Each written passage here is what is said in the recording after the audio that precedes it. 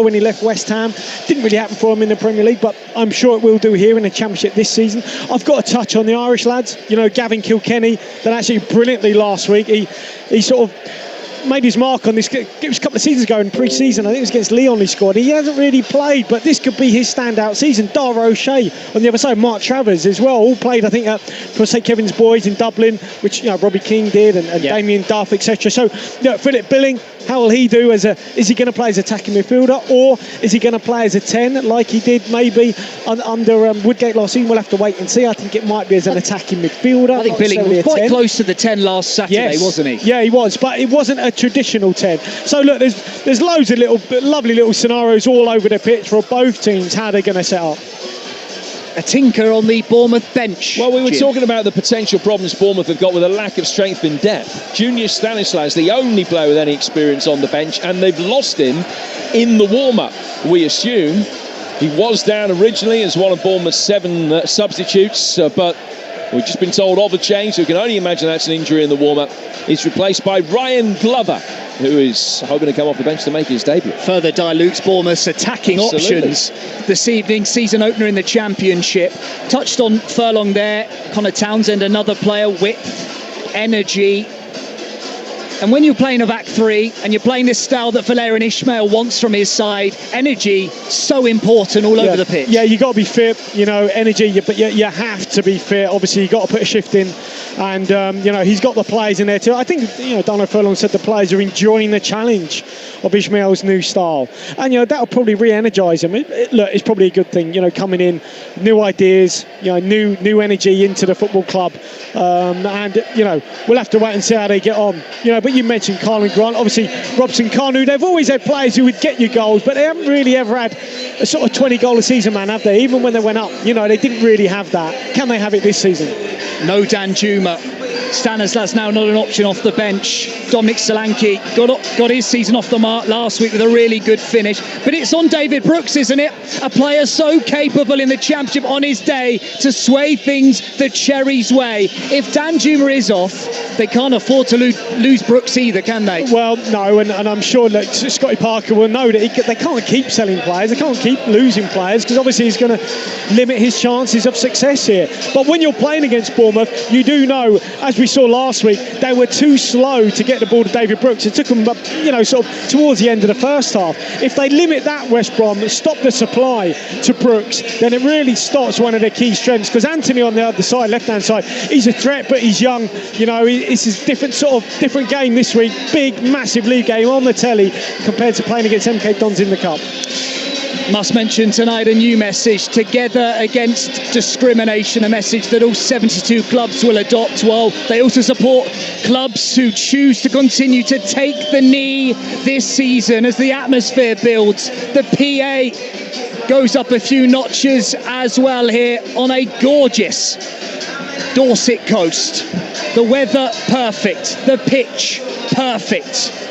As we get started in the Championship tonight here on your home, the EFL TalkSport 2. It's a huge day of sport across the TalkSport network tomorrow. Updates from the Tokyo Games, the Olympics, and the first test between England and India at Trent Bridge. We go around the grounds with Adrian Durham in the EFL from 2 o'clock on TalkSport and TalkSport 2. Also from TalkSport from 8 o'clock in the Championship, Sheffield United take on Birmingham. And the Community Shield between Leicester and Manchester City is live on TalkSport 2 from 5, while on TalkSport the decisive third test between the British and Irish Lions and South Africa, live and exclusive from 4 o'clock. Listen to this.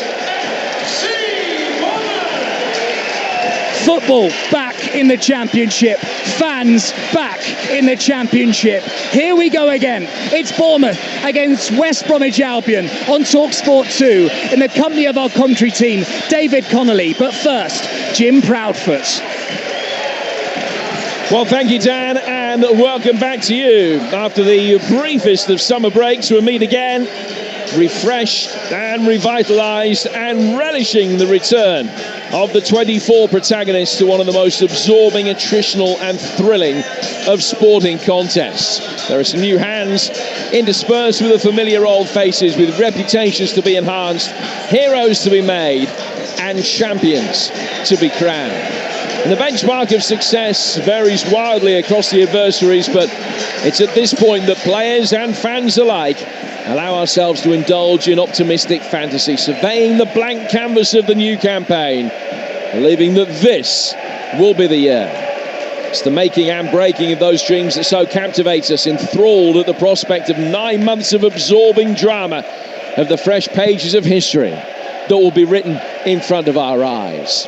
And it's only by enduring the bad times, living through the frustrations, that the good times can be completely appreciated. And for Bournemouth and West Brom, this new campaign begins with a point to prove. Their attempts to respectively regain and retain their Premier League status came up short. And so begins another campaign in the Championship where privately both will be confident. New managers, new ideas, smattering of new faces to help implement the reconfigured plans. Scott Parker's gone the distance before, knows what it takes to lead a side from the second tier up to the first. His decision to swap horses for this renewal, an interesting one, leaving a club whose chances of promotion may perhaps be more obvious for a different challenge, and transform last season's beaten playoff semi-finalists.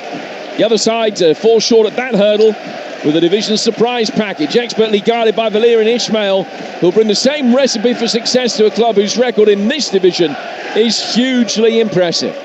Both will expect to succeed tonight on day one. Some early pointers as to how the promotion battle might unfold. There is one on which we should all agree that racism and discrimination is not welcome in our game. Well, you can hear the anti-discrimination message that is just being read out on the tannoy. And this season in the EFL, the players and the clubs will have the option as to whether they decide or not to take the knee. Because we are all together against discrimination. Dean Whitestone is the referee. He'll blow his whistle. Those players that want to take the knee will be allowed to do exactly that. The referee and the West Bromwich Albion players do take the knee. The Bournemouth counterparts don't. But it's a personal choice, decision not made through politics or ideology, but a symbolic act of protest against racism and discrimination. Well, few moments of relish quite like this one. The shrill sound of the whistle that signals we're off and running. The start of another journey of unpredictability, of maelstrom and magnificence between now and May.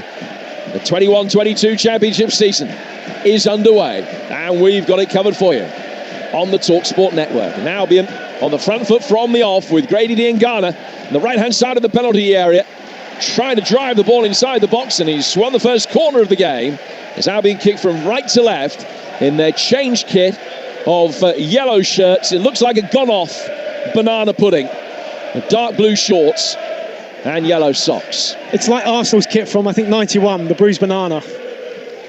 Yep, I'm not going out to buy one of those. In comes the corner, it's swept towards goal and Peels for handball inside that penalty area. Valérien Ismaël straight in the ear of the fourth official, Andy Woolmer, saying that there should have been a penalty. Nothing given. Bournemouth clear the lines back for David Button, and his long ball forward brought down by Diangana, but smacked away by Mepham, and then brought under control by Dar O'Shea. New squad number for him this season, wearing 4 now, and it's played out towards the left-hand side for Callum Robinson. Albion fans over on the far side of the pitch from us in fine voice in these early stages. Here on TalkSport 2, 0-0 between Bournemouth and West Bromwich Albion. As the ball is played back through towards Livermore, the Albion captain. Hardly featured in the second half of last season, but very much part of Ismaël's plans. It's a nice ball from O'Shea. Left-footed ball in from Townsend towards the far post. Furlong kept it alive with a flying header, but should be easily cleared by Anthony down the Bournemouth left. He's laid it back for Zemura, who's been caught in possession on the left-hand side of his own penalty area. Bournemouth have enough bodies back to be able to get themselves out of harm's way. It was good play by Kilkenny, and then eventually it's Kelly that will hoof it upfield. But a good start for West Bromwich Albion, David Connolly, as we expected. Possession that they're having to do and everything to have it in Bournemouth territory. And Phil Billing has just caught Kyle Bartley late, and there's an angry reaction from Bartley as Billing goes across to try and help him up. First skirmish of the new season, and Dean Whitestone, the referee, will go across and try and calm things down. Yeah, this all starts, I think, from West Brom, how they set up. The two wing-backs are so high. They're obviously playing like wingers, so they're really pushing Bournemouth back, and the two full-backs have got an awful lot to do. One wing-back crossed the ball in from the left-hand side, and the other one, Darnell Furlong, headed it in at the back post or tried to head it back into play. So that was a statement of intent. And then when they lost the ball, the Baggies, they went and pressed high, just forced Bournemouth to go long. And in the end, there's only really Solanke up, no one up there, and West Brom able to take it in, and it's a very good start from the away team. Play will restart with a throw taken by Bournemouth over on the far touchline there left, and it's led by Zemura. Back for Kelly. Kelly getting it back to his goalkeeper. Long clearance from Mark Travers. Good header away from O'Shea, beating David Brooks to the aerial challenge. Adam Smith playing it right back today, having started at left back in the Cup win against MK Dons last week, but switching to his favoured right in the absence of Jack Stacey. And he's won a free kick, and it's a good ball forward. And Solanke looks as though he's brought down there by Kipre. The Bournemouth fans appealing for it. Then they're coming together as Billing and Zemura tackled each other for Bournemouth. And West Brom are going to be able to get it away. A long ball forward that Robinson chases. And it should be easy for Lloyd Kelly to mop up as he plays the 100th game of his career today. His long ball for Bartley, whose physical presence is going to be essential throughout the course of this season, the way that West Bromwich Albion play.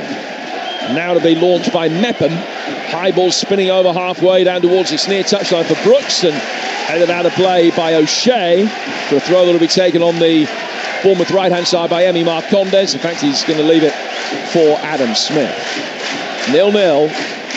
In the early stages here on a very pleasant Dorset summer's evening. 4.5 gone on TalkSport 2. Lloyd Kelly playing it forward, too much on that, and it's gone all the way through for David Button away to our right-hand side. Now, David Connolly alongside with the former Irish international striker. One thing that you've already talked about is the way that Furlong and Townsend are pushing a long way forward, and that gives Brooks an interesting dilemma on the Bournemouth right-hand side. What does he do? Does he track back with Townsend pushing forward, or does he, with a small c, cheat in footballing terms, just to try and steal some space in behind him? Yeah, I mean, that's a challenge for him, and I think it's played the ball over the top here. Solanke heading it on towards the edge of the penalty area. And Kipre getting back goal side very quickly. Solanke's still got it, trying to thread it through and get the return ball. The angle's tight, plays it in towards Brooks, who has a second attempt, an acrobatic volley that he didn't really get hold of. Marcondes then plays it down for Smith on the right-hand side of the Bournemouth penalty area, and they'll come back out to go back in again. Here's the youngster Kilkenny. Forced away by Mowat. He's had to turn it back to Mepham, and Mepham won't take any chances under pressure from Robinson. And he lays it all the way back to his goalkeeper, Mark Travers. That was unlucky. Nice little 1-2 there, wasn't it, between Solanke and just trying to cut the ball across the box to David Brooks. But when they do go long, what Brooks wants, he wants it to feet a couple of times. As you say, does he go with the wing back, or does he leave him, for example, for Adam Smith to take? It might be that Smith's got a lot on his plate, so it is a game of cat and mouse, because what you want Brooks to have energy. And if he keeps tracking that wing back, then he's going to obviously run out of it. But at times, he's just biding his time, Brooks. I think Matt Wells is just saying to him there about his positioning, and maybe when to track back, when to stay high. Yeah, Matt Wells, one of the members of the coaching staff that followed Scott Parker down from Fulham to Bournemouth. The goalkeeping coach, Rob Birch, made the same journey as well. But Gary O'Neill and Steve Fletcher are still here. Do you know what, Jim? They've played about 4 balls, 30-40 yard raking balls over the top, Bournemouth, which I haven't seen them play, certainly not against MK Dons. So, they're not overplaying. I think obviously Scott's realised that, if they do try and play a little bit too much, they will be pressed by the Baggies. So they are going back to front a little bit more than I expected them to. Horses for courses. Yeah. The only challenge is that, look, if they keep going long like that, Bartley's going to win everything. It's going to be a tough challenge for Solanke. And O'Shea has done well and plays it to Kipre, who made 3 appearances in cup football for the Baggies last season, but this is his first ever league appearance for. I think that Matt Clark would have played today had he been fit, but he was injured in training and missed the last training session. And Bournemouth, if you're just joining us, have a bench which includes nobody who's ever started a league game for the club. Just a raft of youngsters. No Steve Cook, no Lewis Cook, no Stacey or Pearson or Lerma, who's suspended at the moment. And Stanislas injured in the warm-up, so Ryan Glover was called up, the 20-year-old midfielder. Here's David Brooks in possession for Bournemouth. It's 0-0. 7.5 minutes gone. The Cherries in their red and black striped shirts. Quite a thin stripe for this season's shirt. The ball is played forward, and Diagana has done really well, and he's got the better of Anthony, and now he can run towards the edge of the penalty area. He checks back inside, but the Albion getting plenty of bodies forward. Bournemouth doing well to repel the threat on this particular occasion, and Mepham will look long over the top for Brooks. And here's O'Shea, just felt a slight little nudge in his back, and he did really well there, Dar O'Shea, just to be able to turn and get the ball away from Brooks. West Brom get it forward out of their own half very quickly, as is their want. And it goes out of play for a throw that will be taken on the left-hand side by Connor Townsend. We're 8 minutes in, it's 0-0. The throw that Townsend will take, he's got Mowat, marked by Marcondes, about 10 yards away. Throws it towards the edge of the penalty area instead. Carlin Grant can't get on the end of that. Bournemouth knock it away for Kipre. He's lost it a couple of times though, hasn't he, Carlin Grant? Ball's gone into him, he's just got to make sure that sticks. The idea right on a long diagonal play by O'Shea, looking for the run down the right-hand side of Darnell Furlong, but it's gone out for a throw that will be taken on the Bournemouth left in their left-back position. 9 gone, 0-0. Well, the ball is in their left-back. It's almost by the corner flag, and David Brooks is on the opposite side, nearly in the dugout. He is that wide, and the challenge for Bournemouth is, can they get it from that position where they're boxed in out to David Brooks? They did it a couple of minutes ago, absolutely brilliantly. That's a challenge for them. They're gambling, really, going, you know what, he's our best player. Can we get it out to him? And away we go. They're nearly there now already in 2 passes. Emi Marcondes couldn't play the pass. Robinson sorted out, plays it forward for Diangana. Return ball in towards Robinson, who was fouled. And free kick given away by Marcondes, the summer signing from Brentford. And an opportunity for West Bromwich Albion about 15 yards outside the Brentford penalty area with 9 gone.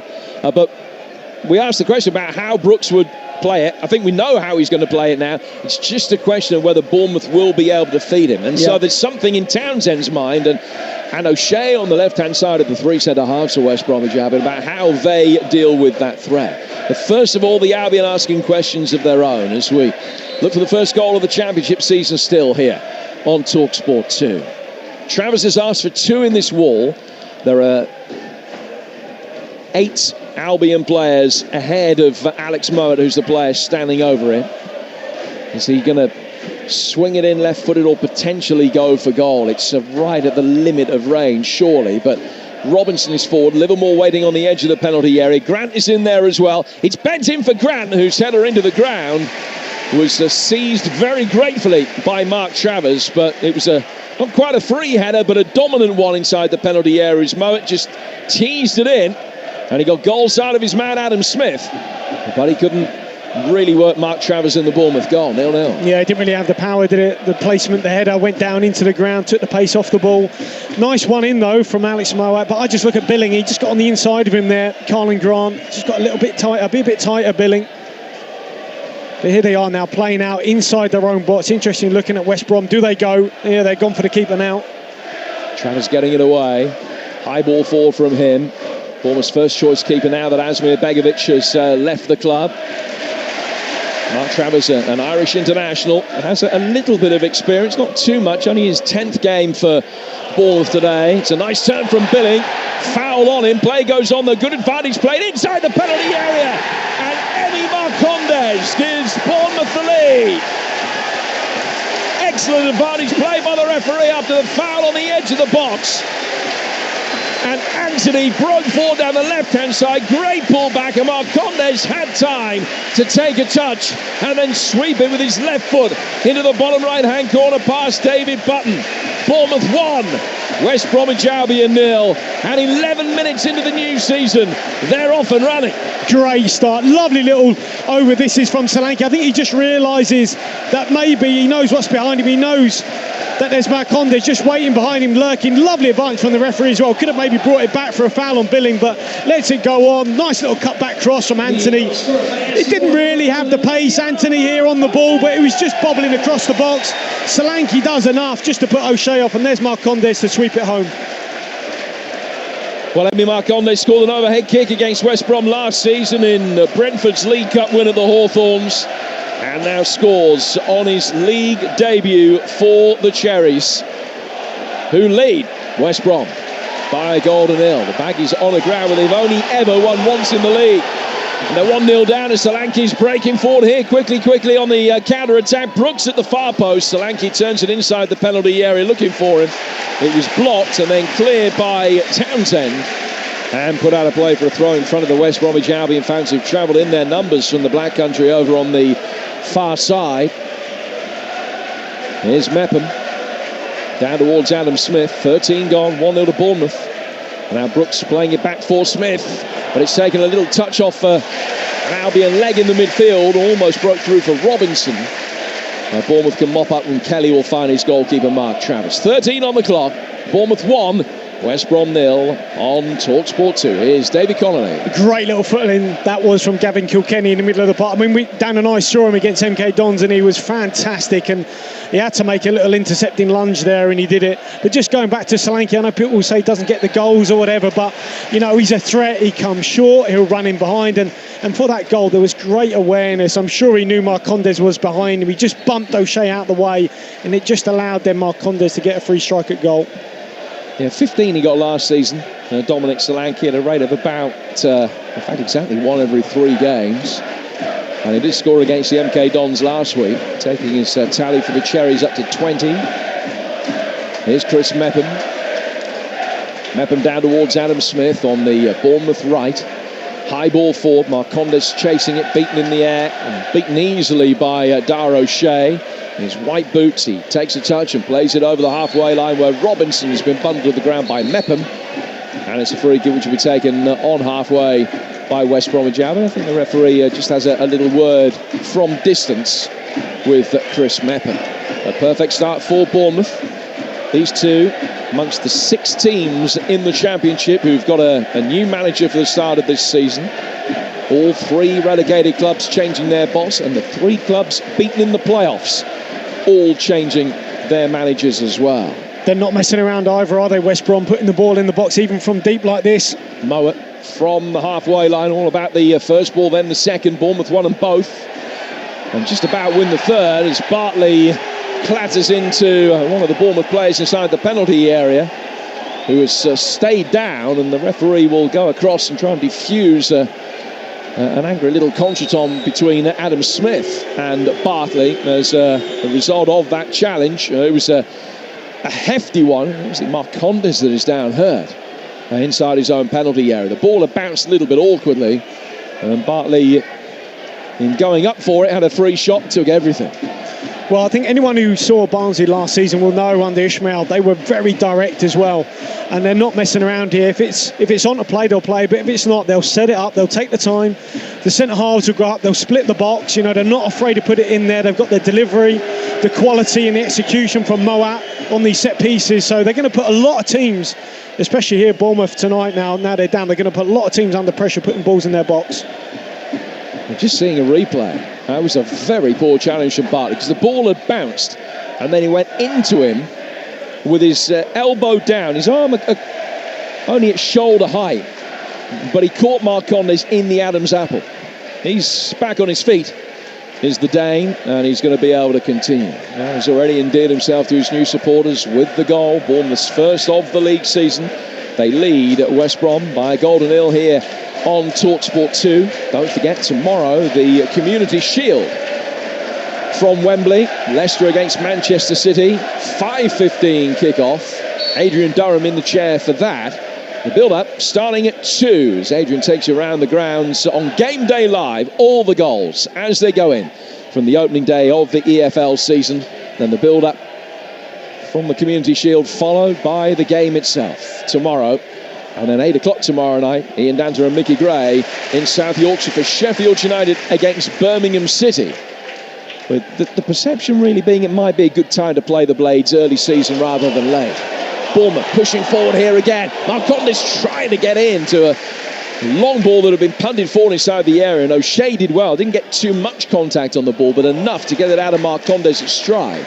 And as West Brom clear, Mepham shanks it straight out of play for an Albion throw in front of us. Bournemouth leading by a goal to nil on TalkSport 2. Here's David Connon. Well, it's actually a beautiful ball over the top here from Kilkenny, who won the ball back. Ball went over his head because they do go back to front a little bit. West Brom, just looking at Dara Shea, might be struggling here, but he just cleared a long ball, went into Dean Garner, but as it went over Kilkenny's head, he turned and span, won it off the front of Dean Garner, got it back and played a beautiful floated ball in behind that Baggies back line, and they were nearly onto it. So it came from excellent play from the young midfielder, the Irish midfielder Kilkenny. Yeah, they've really rated him here, and it's his full league debut today. He'd only played seconds of league football in his career before tonight, which was against Ismail's Barnsley back in December last year. Played in 3 cup ties last season to Kilkenny in addition to that, but it's only the 8th game of his career tonight. But he's already shown that he's got a fantastic eye for a pass. Absolutely. And he can win things, he reads things, break things up. He's in there on his own as a single holder. You know, at times Scott Parker played a lot of times with 2 holding midfield players, but it's just really him in there. Marcondes and Billing as more advanced attacking midfielders. He's not the tallest, Kilkenny. There are plenty that tower above him, and they're going to be called into action here. It's a long throw. It's going to be taken from the West Bromwich Albion left-hand side. In it comes inside the penalty area. High headed clearance from Smith. Bartley then tries to tease it back forward. Left-footed volley in towards the edge of the 6-yard box, and everybody appealing it should be their ball. It has been given as a goal kick to Bournemouth, and Travers will retrieve the loose ball from in front of the hoardings away to our left-hand side. Those set pieces, though, will be a key component of what West Brom will try and do under Ishmael this season. Absolutely. Restarts, I guess you'd call them for people in the game, you know, in terms of throw-ins, free kicks all over the corners. It'll be the restarts, and that'll be a big part of West Brom's play this season, those restarts. Brooks doing well, timed his jump to beat O'Shea. And now Bartley towering over Solanke, but he couldn't really head it away, and Brooks will take it on. It's off O'Shea. Townsend prevents the corner, but only passes it into a neutral area that Brooks can occupy first. Kilkenny now back for Brooks. The Welsh squad in the Euros. He plays it forward with his left foot, and it's easily brought away. And now will be cleared down the left-hand side, and Carlin Grant eased out of it by Chris Mepham. That was a poor challenge from Mepham, and warrants a yellow card. It was also a poor challenge from Carlin Grant, who had nowhere to go, and 2-footed Scott Parker. It's a great challenge. I think he rode it well, Parker. He saw it coming, just managed to jump out of the way. I think that maybe the tie bar's been loosened there from Scott, but he'll recover. There's absolutely nowhere for Carlin Grant to go. It's a very tight runoff here. It's a compact stadium here at the Vitality. And once Carlin Grant had been eased out of the firing line there by Mepham, it was inevitable that he was going to take Scott Parker out, who... he's nursing a sore elbow. He is, actually. He is. He just rubbing the elbow. I mean, you can get elbow injuries in all kinds of funny ways, but that not what was anticipated necessarily. Ball knocked away from the edge of the penalty area. It's 1-0 to Bournemouth. And it's played forward. Left-footed now towards the touchline. Adam Smith goes up for it. He'll be chased down towards the right-back position. And then Brooks with a delicious deft flick around the corner. And he did well to flick it off Mowat. And he goes out of play for a throw that will be taken on the Bournemouth right-hand side. So we're midway through the first half, as near as makes no difference. West Bromwich Albion playing in the way that we anticipated, DC. Yeah. They're playing long, they're getting the ball into the opposition half quickly, they're playing with a high line, it's all about winning the second balls. Are you surprised that it hasn't been a little bit more effective from what we've seen so far? Well, no, I mean, you know, obviously that's how they're going to play. Anyone who saw Barnsley last season, I saw them a few times, will know that that's how Ishmael played under them as well. They've got the players to play. But just going back to that challenge for Scott Parker, was it? I'm trying to think. Was it Nigel Pearson who got challenged on the sideline once and he went face to face with someone? Was it? I think Alan Pardew. Alan Pardew might have been. Maybe Nigel Pearson. Yeah. It's Carlin Grant. Scott took it well there, though, didn't he? He did. He made sure that the camera was off him before he started rubbing his arm in discomfort. But obviously it hurt him. I mean, Carlin Grant is a much bigger, but he's still feeling that. He's properly hurt himself, I tell you. He's hurt that elbow. And just looking at that front three, I mean, Carlin Grant is operating off the left-hand side. Robinson, you know, down through the middle. And at times, it's been a bit fluid, hasn't it? Dean Garner's been through the middle and vice versa, Grant as well. But... you know, they haven't really got in the game that much, and obviously Colin Grant, you want him getting the ball in around the edge of the box, not really on the halfway line. It's headed forward now by Mowat, wearing 27 as he did at Barnsley. former Leeds United man, trying to win it back. Robinson is in there, and Livermore picks up the pieces. Livermore just trying to ease it over the top for the run of Diangana, who will certainly feel he has a bit to prove this season after a disappointing Premier League campaign in West Bromwich Albion colours. But can he reproduce his championship form? Furlong playing it forward. Livermore trying to help it around the corner. The Albion skipper couldn't get the touch that he wanted. It's whacked away by Anthony and brought down to the back by Bartley, who will find David Button. A chance for Button to launch a campaign of being first choice goalkeeper over the course of this season. There's only one league appearance in his last 2.5 years, playing for the 17th different club of his career.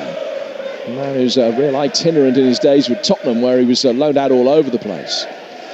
Ball chipped over the top here by O'Shea and headed away, out for another throw, and it's going to be Townsend to arch the back and launch another one in from the left-hand touchline here for West Bromwich Albion, who trail by a goal to nil just past the midway stage of the first half on a very pleasant evening by the coast. And the whole back three is up for this, all going to end up eventually inside the 6-yard box.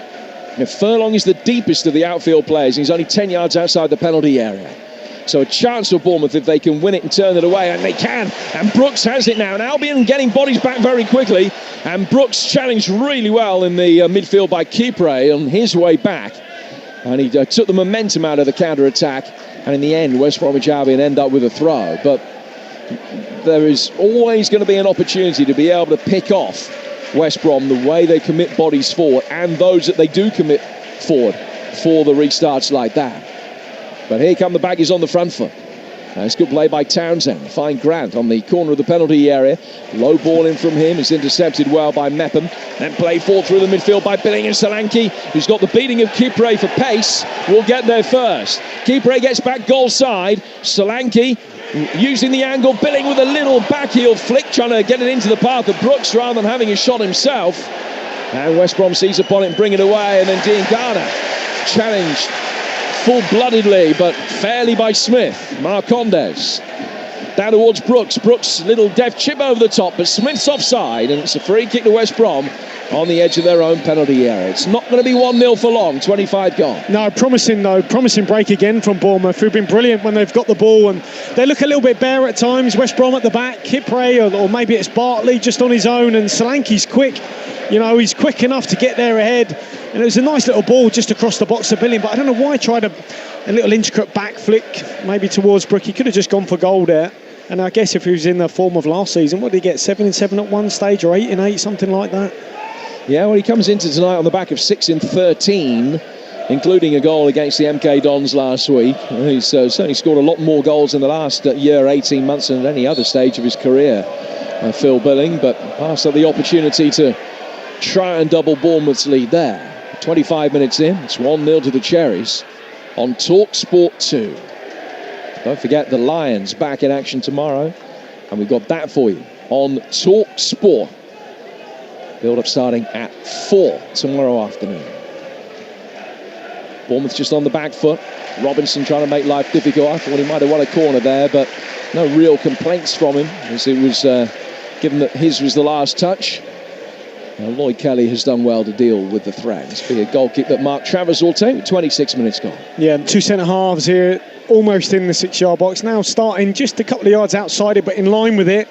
Really deep in their box. Are they going to be bold enough to play out here? But just looking at Carlin Grant, I don't think he suits playing wide left. To you? You know, in this 3-4-3, there's going to be players in sort of round pegs, whatever, square holes, whatever you want to call it, square pegs, round holes. I think that's the word, isn't it? That's the phrase. But definitely Carlin Grant is one of them. Doesn't look happy out wide. He's a player, I think, he's a natural central striker. So on the basis, even with the personnel that they've got, it might make more sense to play Robinson on the left and Grant through the middle. That's what I would do. And also I think Grant's got the physicality, maybe a little bit more of it than Robinson does. And looking at two centre-halves, this season they're going to come up against big physical centre-halves, I think Grant would be better down through the middle. Well, Matt Phillips is on the bench today. And for most of the pre-season games for West Bromwich Albion, he played through the middle. He missed the big win against Birmingham last week because he was isolating because of COVID. But he is back involved today on the bench. Bournemouth taking a free kick a little bit too quickly. it's ended up working quite well for them because Kilkenny overhit it. And it goes out of play for what would have been a throw to West Brom, but it will be a retake because the ball was moving. And it went straight through the legs of Connor. Someone from the crowd threw it back, and nutmeg. Townsend wasn't looking, but it's a great nutmeg on Townsend. And a big grin on his face. That's nice. Been done. That's nice, isn't it? The fans are back. You can have a bit of banter or whatever. No, that's what we've missed. Game been played in a good spirit, but it's got a little feisty edge to it as well. Well, it's not. Yeah, it's because of physicality, I think, of West Brom. I'm sure Scott would have said, this is coming. You've got to expect it and you've got to match it. And they have so far. Albion have not got a good record here. Their only ever win on this ground in a league fixture came courtesy of a goal from David Speedy back in 1993. The last 4 meetings between the two, all in the Premier League, all ended in home wins. Good quick throw down the left-hand side for Bournemouth. Anthony has got it. Anthony, the young winger, back for the left-back. Zemura, who goes down under a challenge. Referee has a look and points for a goal kick, which David Button will take. Zemura gets back to his feet and will trot back into his left-back position. 28 minutes gone. Bournemouth 1, West Bromwich Albion 0. They've certainly been brighter, Bournemouth. I mean, the ball goes dead out for a throw and they're in behind that back line of West Brom, and too often they've got in behind that back line. And Button at times, he's not sure in terms of his start position. Sometimes he's caught deep in his goal, sometimes a little bit high, and a few little things for West Brom to iron out here. Button plays it forward and it's headed on into the path of Grady Diangana. Opportunity for him to try and run Zemura. Diangana comes back out. Little 1-2 with Livermore. Still Diangana's got it and then found himself sandwiched between the retreating Billing and Solanke. And Solanke brings it forward. Bartley just flicked it out of his path. O'Shea could get it further away. Kilkenny again doing well, turning it in the midfield. And then Adam Smith will pick it up on the right-hand side. Kilkenny and Lewis Cook are very similar types of players. Lewis Cook out injured at the moment. Unfortunately, again, with a recurrence of that ACL problem that he had. There's another good ball forward from the Bournemouth midfield. And Button comes across under a little bit of pressure from Solanke. Slices it out of play over our heads and out of the ground for a throw which will be taken on the Bournemouth right. Solanke looked offside. I mean, clearly offside. I don't know why the assistant referee there hasn't put his flag up, but comes to Button and he shanked it out of play. I mean, Kilkenny, just prior to that, he took the ball down on his chest, lifted it over a West Brom player and found a way out of trouble. He was man of the match against MK Dons, and he started in exactly the same vein here. He's been absolutely brilliant. It's easy to see why he's so highly regarded here. Smith taking a throw, which is then headed away by O'Shea and helped on by Grant. Former Huddersfield man guarding it through the midfield, and now as Diangana is caught in midfield as he plays the ball forward towards Robinson, the referee's going to have a word. It was a poor challenge from Zemura, and Diangana gets back to his feet very gingerly. No caution for Zemura. Mepham, the only player that has been booked so far. Play will restart with a throw, with a free kick to West Brom, but the boos that you hear are from the Albion fans on the far side because they thought that was a challenge that was worthy of a yellow card. He's been aggressive, hasn't he, Zemura? He's had a good game so far. Probably no need to make that challenge there, but I think he's obviously been dealt that task. You make sure you're aggressive on Diangana. If he comes off, you go with him all the way. You've got the pace to match him and see if Diangana's up for it. And Jordan Zemura came on for the injured Jack Stacey last week. He made his debut in a League Cup tie against Palace last season. As the ball is played forward here, Diangana's flagged offside. The ball ended up in the hands of Travers anyway. So play will continue. 31 gone and 1-0 to Bournemouth. It's another long ball though, Jim, isn't it? Just hoiked up there, hoping for a flick on which, they might get the odd 1 or 2 first flicks. Then it's a second ball game. And so far, Bournemouth have picked those up and have done very well. Those are the thoughts of the former Republic of Ireland international striker David Connolly. Part of our team here on TalkSport and TalkSport 2 over the course of this season. Ball's just run out of play for a throw. It's come off the goal scorer Marcondes. And it's a throw which will be taken on the West Bromwich Albion left-hand side by Connor Townsend, who's played 70-odd games for the Albion now over the last couple of seasons. Throw taken intelligently through the midfield to find Carlin Grant, who ends up in a heap. No foul by Kilkenny. Mowat trying to win it back. Brooks dealt with emphatically by Livermore and squeezed brilliantly down the line by Townsend. And coming out from the centre, Mepham has to get it away from Robinson and put it out of play for a throw which will be a long one from Townsend from this West Bromwich Albion left-hand side. So they look for an equaliser. They've been behind since the 12th minute after good work by Anthony down the left-hand side of the Bournemouth penalty area. Well left by Solanke, and Marcondes swept it into the net. At some point, though, Jim, I mean, they've got to recognise Bournemouth. They can't keep putting it out for a throw. In it comes, and first contact won by the Cherries. It was Billing that climbed the highest to knock it away. Back it comes in again from Townsend. Goalkeeper didn't know whether to come out or not, and it's headed emphatically past him. And they're back on level terms with a goal from Dara O'Shea. Bournemouth 1, West Bromwich Albion 1. It has been coming. There are only so many times that you can allow that type of ball inside your penalty area. It was a brilliantly angled cross, and O'Shea headed it emphatically past Travis to tie it up at one apiece. Yeah, he just gets up above the youngsters and more at the back post. But I just mentioned this, they've got to stop giving away throw-ins, because a throw-in is almost like a corner for West Brom, and too many times they've put it out for a throw. I mean, it was a good clearing challenge from Mepham, but I think Mepham's got to recognise, I've got to do more than just put this out for a throw.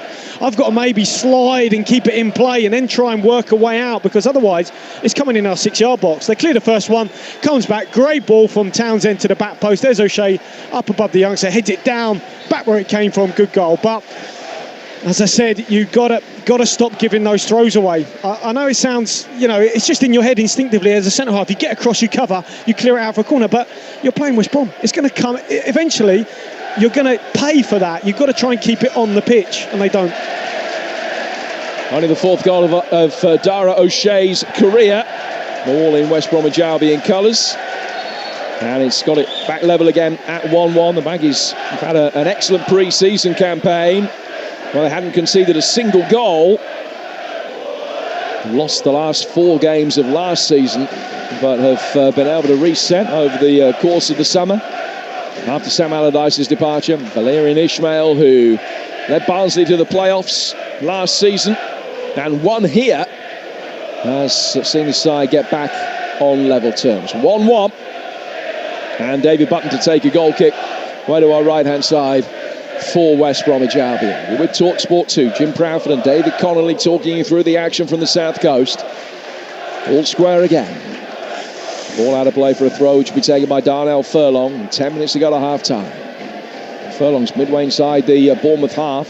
Thrown forward towards Diangana. Diangana gets towards the byline and wins the first corner of the night on the West Bromwich Albion right. Yeah, not a lot they could do about that one, though. I think Zemura gives this one away, but, if you have got your way of playing, Bournemouth and philosophy of keeping the ball possession, it's not just about when it's with your goalkeeper, building from the back. It's at times when the ball's put in the channel and your centre-half's got to get across, and rather than just booting it into the stand, knowing that it's going to come straight back in, you've got to try and be bold and brave there, keep it in play, find a way to play out, otherwise it might cost you, and that's what's happened. Say the first corner of the night, they had one in the first 20-odd seconds, it's the first one since then. And it's going to be taken from the West Bromwich Albion right. And plenty of jockeying for position going on. Bartley and Marcondes have been at it since early in the game. Bartley caught Marcondes with a flat arm, almost clotheslining him at one stage. And the two are just being called over here by referee Dean Whitestone. And it all happened before the ball came inside the penalty area. Seeing the replay, Marcondes ended up on the deck. There didn't appear to be an awful lot that put him there. Referee Whitestone just having a word with him. Marcondes with hands outstretched, protesting his innocence, saying that he wasn't cheating. It's a bit of a mismatch, isn't it? Marcondes up against Bartley, but that's because Bournemouth have put their players in different zones. And it comes in again, and he swept it again, but as the referee allowed it, no, he hasn't. There's a blow of the whistle. Robinson thought he'd been able to tap it over the line from about 2 feet out. But the ref saw an infringement, and it doesn't count. It stays 1-1. Yeah, this is because, as I said, the Bournemouth have got their players, their bigger players in the zones towards the near post. It's played all the way across over there. I mean, I can't see too much there. There's just a plethora of players. There's about 12 players in that 6-yard box, at least. Misses all of them, falls at the feet of Robinson, who doesn't know too much about it, and taps it in from a yard out, but it's disallowed. Well, there was a little shove from Livermore on Smith at the near post, but enough to the referee to penalise it, I don't know. Smith plays it forward here. Marcondes is offside. And it's a free kick which will be taken by the Baggies just outside their own box. 1-1. 5 seasons in the Premier League before relegation for Bournemouth. They finished 9th at one stage. Albion have developed a reputation of being a bit of a yo-yo club over the last few years, but part of that has been their ability to be able to get out of this division. They've finished in the top 4 in their last 6 seasons at this level. They've won promotion in 3 of their last 4 championship campaigns, and hoping to do that again here. They have a free kick, which is played for by David Button towards the edge of the penalty area. It's helped on by O'Shea, the goal scorer, and goes straight out of play for a goal. It was strange the way they set up for that David Button free kick. Absolutely. I mean, it's a free kick halfway inside their own half. The whole back unit went up for it. The centre half split the width of the pitch. I mean, that's quite something. I haven't really seen too many free kicks from so deep in a side's own half when the whole back unit goes up for it. And they just brought, it might have been O'Shea that just stayed back, but other than that, Bartley, Kipri, everyone, they were all up there trying to push that Bournemouth back line, and it's unusual. Very direct, very, very direct. We saw that, look, we saw it at Barnsley, but yeah. Well, I think from what the players say, it's a unique and idiosyncratic style of play as Diangana gives a free kick away to Bournemouth. The players have got to buy into it. If the players buy into it and enjoy it, because it's something different and something that they won't have been used to playing before, any of them apart from Alex Moen, then it can breed success. And I think there's every chance. I think if anybody finishes above West Bromwich Albion this season, I'm absolutely convinced they'll be promoted and probably champions. Bournemouth playing a very different style of play. Brooks trying to make life difficult here for O'Shea, who was laconic in getting it away and then had a little dive in on Anthony. Bartley can't get it clear. Furlong can. And he gets it through the centre circle, where sweeping up Kelly then side-foots it straight out of play for a throw which will be taken on the West Bromwich Albion left. But when they do mix it up themselves, Bournemouth, and look to turn the back line, they're trying to isolate O'Shea. Yeah. And they've not been too far away from getting it right. And I think Ishmael's saying, are you okay here to O'Shea? Because, you know, you're not moving very well. And I think he's just saying maybe it's a bit of a contact injury, I don't know, but he's not moving freely. But there's a lot of space in behind that Bournemouth, that West Brom back line. At times they're on the halfway line, and if you're not afraid to spin it in behind, you know, they've got some quick players, Bournemouth. Keeper did well. He stepped up from the defensive line and beat young Anthony to it, and now it's played down towards O'Shea. A Townsend left-hand side of the penalty area. Back in from Robinson, but cleared emphatically and easily by Marcondes. Straight out of play for a throw, and guess what? It's going to be another long Connor Townsend throw. Why do they keep doing that? I mean, surely they've got to have a word at half-time and say, we've got to keep the ball on the pitch and just be bolder and braver to play our way out. Because this is just like giving a corner away, and yeah. Now, you'd much rather pump a long, aimless ball forward towards halfway and give yourselves a time to reset, rather than face another one of these long throws. That one more looping, not as long as the previous ones. It's headed, but caught by Travers on the line and judged to have been over the line. So it's a corner, which will be taken by West Brom on the left, after the defensive header from Adam Smith just went over the dead ball line. So 3 corners without reply for West Brom. Looking to get their noses in front for the first time this season. 4 minutes to go to the break. It's 1-1. Marcondes on 12. O'Shea equalising on 33. Well, this is another one. They put Furlong on this. Obviously, maybe something off the training ground. It's going to be an in-swinger. Imagine right on top of the goalkeeper or something different. Bartley's there in the near post area, trying to get in front of the goalkeeper to make his life difficult. Billing, the tallest player on the pitch, heads it away. Back in from Carl and Grant. Heads go up for it again. Headed back down on the right-hand side of the box. Robinson turns it back in. It's a real mess inside that penalty area until eventually Bartley, off balance, can only head it onto the roof of the net. It's so hard for Bournemouth to get out. They just keep it alive, West Brom, put him right on top of the goalkeeper. Billing does brilliantly to head it clear, but then it's pumped back in, just kept alive. They can't get out. O'Shea it is with a little flick, comes to Robinson, tries to help it back across goal. In the end, Bartley with the final header, but it's over the bar. I mean, they are a force to be reckoned with, aren't they, when they go direct, West Brom? They really are. 1-1 the score. Here is O'Shea, slightly off balance, a little bit of a breeze around coming in off the sea. He got it away. Diangana playing it forward. Kilkenny in there strongly. Picked up by Robinson with a right-footed shot, and Travers got down. Got enough on it to be able to bundle it away and out past the post for another corner. Yeah, did well, Travers. First real strike on goal here from Robinson. I thought Kilkenny might have given a foul away, but the ref played an advantage, and Robinson picks it up almost central of goal. Looked to go into one corner, but reversed it towards the near, and Travers just got down well, palmed it around the post. Yeah, Chelsea will be glad that they're not going to be facing Callum Robinson this season. He's got such a good goal-scoring record against the European champions. 6 Premier League goals in his career, and 5 of them have come against Chelsea. Well, 2-arm signal here. You imagine this is going to be exactly the same, right on top of the goalkeeper. Can they bypass Billing? Then he comes from Furlong towards that near post area. It was Adam Smith. Good jump from him. He's not the tallest, but he did well to head it away. High right-footed ball swept back in by Furlong. Headed back across the face of the 6-yard box. Bartley with the header after it was teased in by O'Shea. But he didn't get the power he needed. It was a relatively easy claim for the young Dubliner Travers. And he can bowl that out towards the left-hand side, and Bournemouth quickly will try and get forward again. Keeper left it for his keeper. And David Button comes out. And is he putting that one out of the ground as well? No, not quite. Just didn't quite have the elevation. And it drifts out for a throw which will be taken over on the far touchline, which is the Bournemouth left. 2 minutes to go to half-time. A really entertaining game of football. Absolutely. It's 1-1. Contrasting styles, isn't it, Jim? You know, in terms of how teams are going about it. Certainly Bournemouth trying to play their way through. Can go direct at times, but West Brom, I mean, attritional, really. Ball is brought down in the midfield by Diangana. Out towards Furlong. Furlong just caught slightly late after the ball had been gone there. It was Anthony that was the perpetrator of that challenge. Keeper can now turn it forward. And then laid by Grant back to Mowat in the midfield.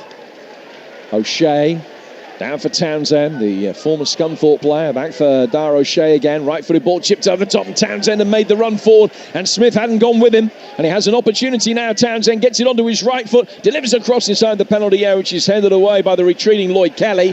Solanke then is fouled. And that was a blow of the whistle that was music to the ears of the Bournemouth players, because it looked as though there was going to be a chance to get it back inside their penalty area again. But Mowat just caught Solanke.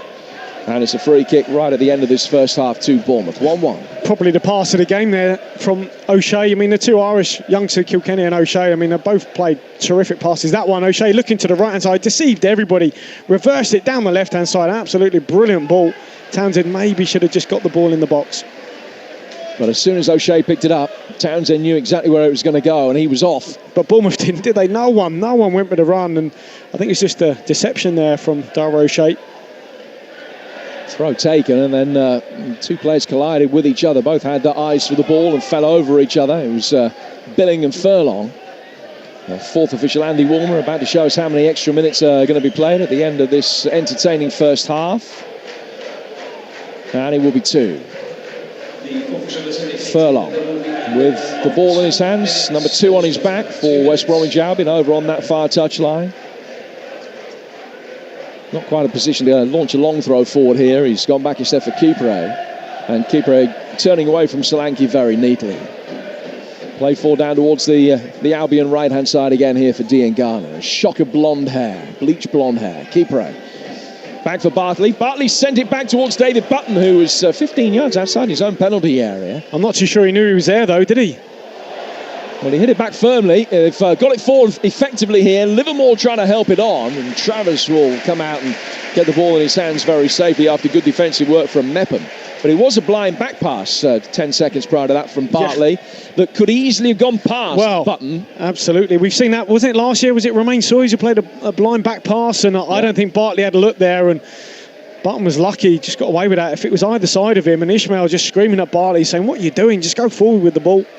Was that Albion's home defeat to Leeds? I think that was in that Romain Soyes had just tapped it past Sam Johnston as he hit it back blind to his goalkeeper, or past his goalkeeper.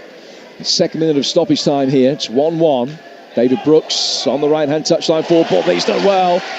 But so too Bartley, who's covered the ground very well and got there ahead of Marcondes. It was a very even start of the game. Bournemouth taking the lead on 12 minutes.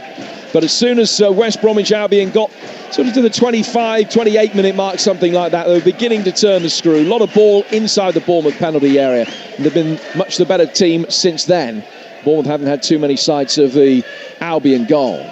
Trying to end the first half on the front foot, but Adam Smith has not won the throw that he thought he had, and just exchanged a few views with the assistant referee Mark Russell about the legitimacy of the decision. It's an Albion throw, barely time to take it, and the two sides will depart down the tunnel away to our left-hand side. Honours even at half-time. Marcondes on 12, O'Shea on 33. Entertainment factor very high. Bournemouth 1, West Bromwich Albion 1. Jim Proudfoot, thank you on your home of the EFL TalkSport 2. Don't forget Adrian Durham live across the TalkSport network tomorrow. Goals they go in on the first Saturday of the EFL season. Tomorrow night on TalkSport from 8, Sheffield United take on Birmingham City at Bramall Lane. Sunday doubleheader from the Championship. Back here on TalkSport 2 from 1 o'clock our build-up, 1:30 start. Fulham against Middlesbrough. From 4:30, Coventry against Forest. Absorbing a wonderful energy to proceedings on the opening night of the Championship season, and it was the Cherries that started with a bang. Jadon Anthony continues to impress Dave Conley with the cutback for the summer signing Emiliano Marcondes. Smart finish. Yeah, it was, and a good advantage, you got to say, from the referee. Could have been a foul, I think it was on Billing, but allowed play to go on, and yeah, Anthony done very well. Nice little cutback cross. He probably didn't have a look, just put it into an area hoping someone was there. Good awareness from Solanke, just bumped O'Shea out of the way, and there was Marcondes. Nice little left foot finish. Didn't have the power, but probably had the placement. In response from West Brom, I say in response, they played the same way throughout when they were 1-0 down, when they were back level here at the Vitality Stadium. Get it forward promptly, get it forward whenever possible. A front three that have rotated in Robinson, Diangana and Grant. They've struggled. They really struggled until Dara O'Shea's equaliser. Excellent centre. Mark Travers considered coming and stayed. Who was at fault for that goal? Was anyone at fault for that goal? Well, just prior to that, to the goal, I mean, it was Townsend. Jim said, what a pass down the line. He put a ball, just into the channel. It was a channel ball, percentage pass, you'd call it. He just put it into an area, but he didn't have a lot to aim for, about a 5-yard channel, and he played it beautifully down the corner. Mepham came across and just booted it out of play for a throw. Now, every time any Bournemouth player put a ball out for a throw, it was coming straight in their 6-yard box. So to me, that's where, the manager, Scott, even Mepham, someone else on the, Lloyd Kelly, the skipper, has got to get onto it and say, you know what, we've got to keep it in play. We've got to be bold and brave, because it's all right having that possession philosophy, but that's from goal kicks and stuff. But even in general play, because every time you kick it out, it's coming in your box. You said it there, that a throw-in deep inside Bournemouth territory is as bad as a corner. Yeah, and look, at times the throws have worked, sometimes they haven't really worked, but what they do, they just keep it alive. First phase, second phase, help it, hook it, put it back into an area, and in the end, Townsend, who's the one who played that pass initially into the channel, the percentage pass to get the throw, he's the one who puts a good ball into the back post, they get the goal. O'Shea just sort of gets ahead of Zemura, a bit of a mismatch there, but, he's just felt how they play that direct style, the physicality, even getting a free kick halfway inside their own box. Well, the two centre-halves go up. Yeah. And there's no one left in their own half, and they just bring one back, and it's very direct. We saw it at Barnsley. Look, let's not, if anyone's got any illusions about Ishmael plays, I never saw a side as direct as Barnsley when I watched them last season. I never did. He's got similar players here that can play that way, but I think they also could get on the ball a little bit more. The likes of Carl and Grant hasn't really seen it. Robinson hasn't really been on the ball. Diangana's, well, he has been on the ball, but it's been pretty poor. But the other two, I think they could really hurt teams if they had it a little bit more. But the direct attritional style has got them back in the game. And they could be in front, maybe they should be in front. West Brom could be feeling harshly treated. Callum Robinson tucked it in from a few yards out. Jim, Dave, I'm with you. I'm not sure. Does Travers get bumped? I don't think so. It's soft, isn't it? It's soft. I think a goalkeeper knows if he goes to ground, maybe if there's a little bit of contact, he's probably going to get the rubber to green on that one. But I think that, having seen the replay, I've only seen the replay once. Obviously, that's one. I've had two looks at it, and the referee's only had one. Yeah. But I think if the foul is given on the goalkeeper, I think that's an extremely harsh decision. Potentially, a little push by Livermore, easing Smith underneath the flight of the ball at the near post. That looked more of a foul. I still don't know that it was enough of a foul, to be honest, for the goal to be chalked off. If it was chalked off for a foul on the goalkeeper, then any contact on the goalkeeper, I thought, came from one of the Bournemouth players rather than one of his opponents. West Brom finished the first half the stronger. Bournemouth started the first half the stronger. And fascinating, a word on David Brooks' starting position, Dave Conley. We call it cheating. If Bournemouth can get the ball to him, we'll be calling it hugely effective. Yeah, I mean, look, there's two ways of playing. You can either, when you've got a throw in on your left-hand side of the pitch, you get everyone tucked in narrow.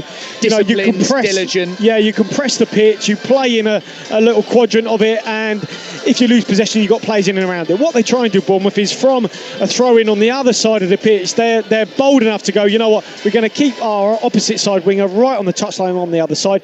Can we get it out to him? You know what, they got it out to him once really, really well, and nearly on the second time. It's a way to push the opponent back, but also to keep your better players in an area where they could do damage to the opposition. And look, it's brave, it can work, and you got to say, I think they've been really, out of the two teams, Bournemouth had the more impressive players, and certainly young Kilkenny's been outstanding. Absorbing, engaging, the Championship season curtain raiser. Half-time at the Vitality Stadium. Bournemouth 1, West Brom 1. On DAB+, online, via the TalkSport app, and on your smart speaker. EFL Live on TalkSport 2. PGA Tour, St Jude Invitational, live on TalkSport 2. Tomorrow night from 8, as the world's golfing elite go head-to-head at TPC Southwind. Hear full swing-by-pitch-by-putt commentary of all the action direct from Memphis, Tennessee.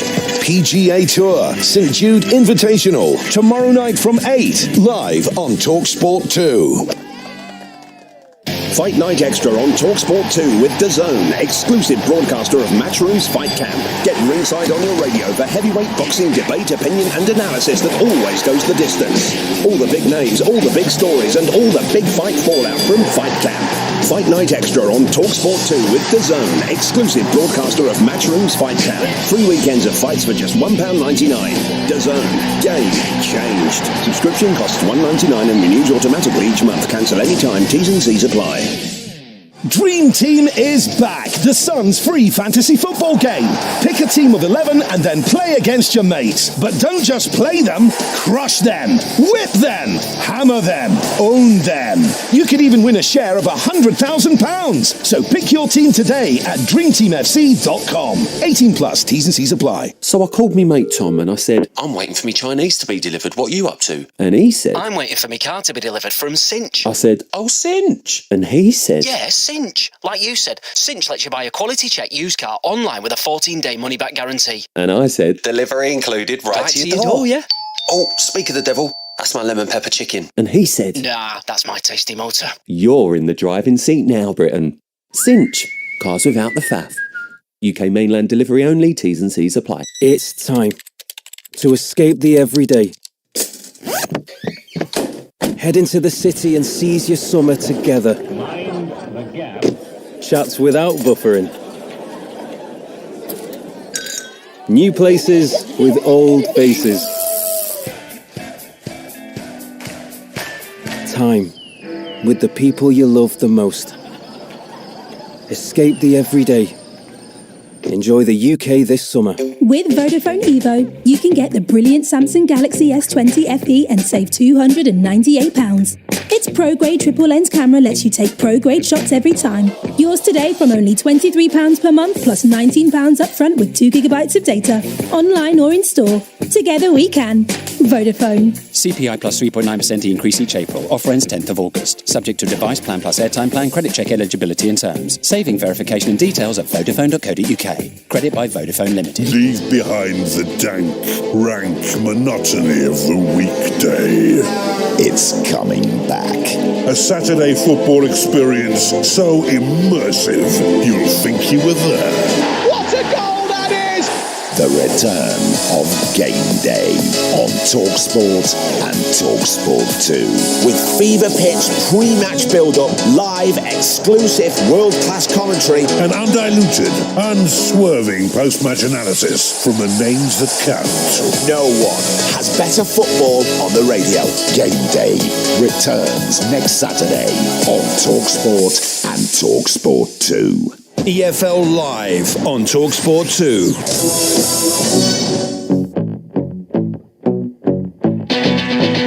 Nice turn from Billing. Foul on him. Play goes on. The good advantage played inside the penalty area.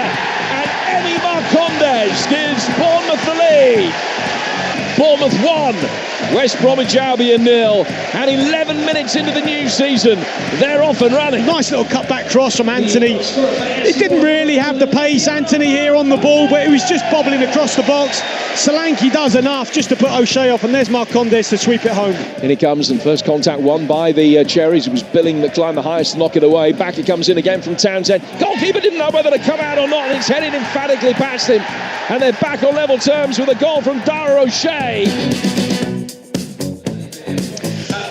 A pendulum swing, an excellent first half of the Championship season here at the Vitality Stadium. Bournemouth 1, West Brom 1. Second half to come with Jim Proudfoot and David Connolly shortly here on your home, the EFL TalkSport 2. Let's bring you this story now and hear from the first woman to be promoted to the national list of referees. Rebecca Welch will be taking charge of League 1 and 2 games this upcoming season.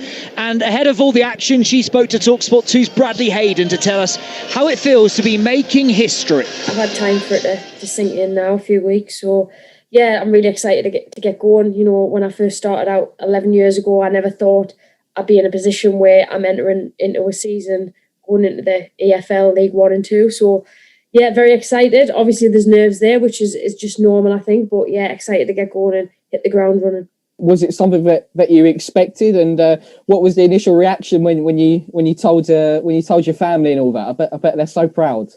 Yeah, they are. They always have been. No, anything that I've done since I was born, really, they've always been super proud. So, not what I expected, to be honest. I'm not one of these who expects that things like this happen to them. But you know, I've worked really hard over the past 11 years, really. So, yeah, I was absolutely delighted. They were probably more delighted than me. I'm a little bit more reserved, but yeah, my mum was screaming, but I still don't think she realises what she was screaming about. And obviously there was a lot of attention around yourself when you refereed Harrogate and Port Vale earlier this year. I mean, how did you feel that game went, and what was the reaction like from the players and the managers and all the other coaching staff on that day? Yeah, it was strange because obviously there was a lot of hype around the game leading up to that point, and then you get into the ground on Easter Monday and you know, you want to put the players at ease because at the end of the day, it's a game of football. The teams are going out, they're fighting for positions in leagues, so the game's really important to them. So what I didn't want is I didn't want it to be about me. Now I get from the outside it was about me, but with the players on the day that was a game of football and I was going to ref it how I always do. And, you know, I've refed Harrogate before, so they knew what to expect with me. And, you know, that's what it was. As soon as we got into the ground, it just went to being a normal game, which was really nice. You know, the players were still disagreeing with my decisions and, you know, there was still that player-ref relationship. So, yeah, the game itself, just very normal. Obviously, everything around it, very unnormal, but I understand why that was the case. And obviously you've been refereeing in the National League for quite a while now, as well as the WSL. I mean, how have you found the reaction from players in that league, National League as well? Yeah, really good. You know, done a few fixtures after the Harrogate fixture, and players would say, "Oh, like well done," you know, and the same in the WSL. You know, noting the achievement and, you know, coming forward and saying, "Oh, you know, pat on the back, great." But then the game kicks off and then it goes back to that player-referee relationship. So yeah, you know, I suppose it's a little bit like us. You know, we like to see people do well in the field, and that was just a bit for the players. So it was nice to see. Yeah. Making history, EFL referee Rebecca Welch. Good luck to her starting this weekend. Talking with TalkSport 2's Bradley Hayden. Don't forget, of course, live exclusive tomorrow afternoon. The deciding test between the Springboks and the Lions, live on TalkSport from 4 o'clock. on your home, the EFL TalkSport 2 here at the Vitality Stadium, with both sides coming back out under the lights, with the floodlights just starting to take effect this evening on the Dorset coast. Dave Connolly, both managers, Scott Parker, Valerian Ismail, pretty content with what they saw first half. We've touched on already, Bournemouth don't have an awful lot to throw on in forward areas, but Solanke's been a handful. Brooks out on this right-hand side, persisting with what he's doing. Anthony, again, the young man on the left-hand side, playing with a real freedom. Yeah, absolutely. And I think, obviously, after last week's performance, good 90, good first 45 here. Probably the manner of the goal would have disappointed Scott, because it seems like they've had to work really hard for their opportunities, whereas, obviously, West Brom, a little bit more direct. But, this is the challenge you're going to face this season. Lots of teams go about things, in different ways. Looking at the bench, obviously West Brom can change it. Ajayi, Zahor, Phillips, got those options, haven't they? EFL football back, full stadiums return as well. That roar, how we've missed it. The first rattling challenge, the first forward pass, and the goals for Marcondes and O'Shea met with jubilation from the home and away fans. Let's bring you the second half of the opening night in the Championship, with Dave Connolly alongside Jim Proudfoot. And there are no changes in personnel at this juncture down, with West Brom kicking from left to right in their yellow shirts with the dark blue shorts, and Bournemouth red and black striped shirts and black shorts. And it's West Brom that will get the second half underway. Just a false start there. It's Carl and Grant. They just waited once the whistle had gone, and two Bournemouth players were 10 yards inside the West Bromwich Albion half before he looked down to see where the ball was. So they had to retake it. And from the kick-off, it goes out of play for a Bournemouth throw. Bournemouth lining up Travers in goal, Smith, Mepham, Kelly and Zemura, Marcondes, Kilkenny and Billing, Brooks, Solanke and Anthony, with Glover, Taylor, Ibsen, Rossi, Sadie, Mariah Welsh, Camp and Dennis on the bench. None of them have ever started a league game for Bournemouth. Albion, Button in goal, Keeper, Bartley and O'Shea, Furlong, Mowat, Livermore and Townsend, Diangana, Robinson and Grant, the forward three. And their bench, Ajayi, Zahor, Phillips, Tullock, Ingram and Johnston. We lost Matt Clark to injury. And they're on the front foot. Ball played forward here. It's Callum Robinson pulling it back off Mepham. Goes out of play for a throw right down by the corner flag. But it was all after Bournemouth got caught in possession inside their own final third for a moment. And as soon as West Bromwich Albion had it back, they hammered the bodies forward. And Bournemouth did well to get it away. But first long throw of this second half has Darnell Furlong's name on it. And he picks up the ball away to our right-hand side. Dries it on the yellow shirt. Now takes a couple of steps back towards the hoardings. Ball just in the palm of his right hand. He points with the index finger of his left hand where it's going to go. Both hands of the ball above his head. Now he arches his back, throws it in, and Zemura heads it away and out of play for a corner. David Connolly. And that is a percentage throw as well. He's just aiming basically to throw it as close to the end line as he can, because if they don't get a first contact on it, invariably he'll go out for a corner, and that's what they've got. They do put you under so much pressure. I mean, that all came about from Lloyd Kelly just taking a little bit of a chance in possession, lost it. West Brom broke, put the ball into the channel, and Mepham came and swept up, but start with Lloyd Kelly just being a little bit too casual on the ball. Alex Mowat taking the corner first of the second half, in towards the near post. Travers coming out and trying to punch it. O'Shea then heads it back via deflection over the bar and out for another corner. 6 without reply for West Brom in the game. 2 of them in this second half already. And Furlong will go across to take an in-swinger from the West Bromwich Albion left in front of the travelling hordes from the Black Country, who are on their feet applauding him as he goes across to take it. 1-1 the scoreline. It's another mismatch, isn't it? That every set piece at this back post, O'Shea up against Zemura. It's a mismatch. And he comes into that far post area. Travers comes out, tries to punch it. It was a foul. Marcondes went down under duress on the edge of his 6-yard box, and it's a free kick which Bournemouth will take.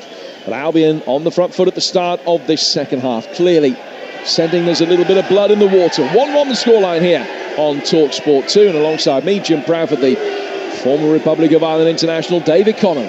Well, that's how they got their goal, wasn't it? A ball to the back post, O'Shea up against Zemura. A bit of a mismatch in terms of height and certainly physicality. O'Shea up against Zemura. And every time, even start this second half, twice now at the back post, O'Shea's got above Zemura. Travers pumped it forward long, straight out of play for a throw which will be taken on the West Brom right. Bournemouth have seen Begovic, Diego Rico, Offerball, Surridge, and the youngster Johnny Birchall all leave the club over the summer. Marcondes has come in, Leith Davis on loan from Leeds, just carrying an injury, which is why he's not in the squad today, but he's a left back who has also been signed on loan. Kilkenny heading it through the midfield. Marcondes, the Bournemouth goal scorer, beaten to it by Carlin Grant. Little flick ball back in from Townsend, didn't find his man Mowat. And Marcondes will try and get it away. Brooks beaten to it though by O'Shea, I beg your pardon. As it ricochets off a Bournemouth pair of legs, Spartan's got all the time in the world to lay it back to his goalkeeper Mowat, Button, who will clear his lines long some 70, 80 yards upfield and straight through to his opposite number, Mark Travers. In terms of possession, it's about 60-40, not quite 60-40 in Bournemouth's favour, but getting on for it. But it's West Bromwich Albion, so much of their possession is exactly where they want it, in and around the edge of the Bournemouth penalty area. 1-1 the score, with 4.5 minutes played in the second half. And possession is a statistic that doesn't necessarily tell the full story. What's perhaps more accurate in what we've seen, the shot count is 9-2 in West Brom's favour. Here's Zemura, heading it back. Kilkenny able to pick it up, turning very neatly, finding Kelly. And the Bournemouth captain, in the absence of Steve Cook, plays it off Mowat, and out of play for a throw that Zemura will take. Dean Garner trying to stop him getting the ball to take it quickly. And now the young left back has the ball in his hands. The Zimbabwean international with the dreadlocks. Nicks a couple of yards, throws it over the halfway line, over Kipre. Headed back down then through the midfield very effectively. Appeals that Jaden Anthony was put on the deck. Referee allows play to go on. Adam Smith bringing it forward, finding David Brooks. Brooks can't find a way through past Mowat, who made a block challenge with the left knee. And it goes out of play for a throw that will be taken on the Bournemouth right. 5 gone second half. 1-1 here on TalkSport 2, David. I think Jaden Anthony, he did go to ground, didn't he, a little bit too easily there. But again, there's no point in Zemura getting the ball as a left back, throwing it down the line when you've got David Brooks on the opposite flank. You know, that's where you've got to try and work it to get it out to him. Now here's Jaden Anthony on the Cherries left. Oh, it's a good ball inside the area for Zemura. Zemura flashing in across, it's Billing! It's 2-1! Bournemouth's first attack of the second half, and they regain the lead. Brilliant play by the two youngsters down the left, Anthony and Zemura. And when the cross flashed in, Button could only palm it out as far as Billing, who had time to measure a shot in the bottom right-hand corner. And Bournemouth lead again. Well, it's really calm here in terms of his finish, Billing, but I think it's the pass here from Anthony to Zemura, right on the inside. Beautiful ball across the box, and then it's Button who just palms it out straight into the danger zone. I don't think he's had a very good game, Button, certainly not when the ball is at his feet, but this time he just palms across straight back into the danger area. But what a pass that is from Jaden Anthony. No look pass, looks maybe to play it inside, instead plays it down the line. Lovely run from Zemura as an underlapping sort of fullback. Plays it into the area, Button palms it straight back into the danger area, and there's Billing just to sweep it home. It's a tough finish for Billing because he's on his right foot, he's a left footer, but he just guided it, just used his side foot, instep, just a couple of bobbles, just placed it into that far corner. 2-2 this season for Philip Billing, and 7 now in his last 14 games either side of the summer break. 2-1 to Bournemouth. They've scored with both of their shots on target tonight. Mowat playing it forward, knocked away by Brooks, Bartley in strongly. Grant will chase it, might be able to keep it in down by the dead ball line. He has done, and he hooks a left-footed cross inside the penalty area. Zemura thrashed it, trying to get it away, completely missed his kick. Furlong clears it into him, and it goes out of play for a throw which will be taken on the West Bromwich Albion right. Yeah, he just got away with that one, Zemura, but he'll be buoyed by that. So will Anthony, the two youngsters down this left-hand side. Plenty of pace, and guile as well. What a pass that was from Anthony. No-look pass to Zemura. Fantastic. Well, the lead lasted 20-odd minutes in the first half. How long can Bournemouth keep their noses in front this time around? It's West Bromwich Albion pressure again. Furlong with a long throw in towards the near post area. Billing climbs the highest ahead of the way.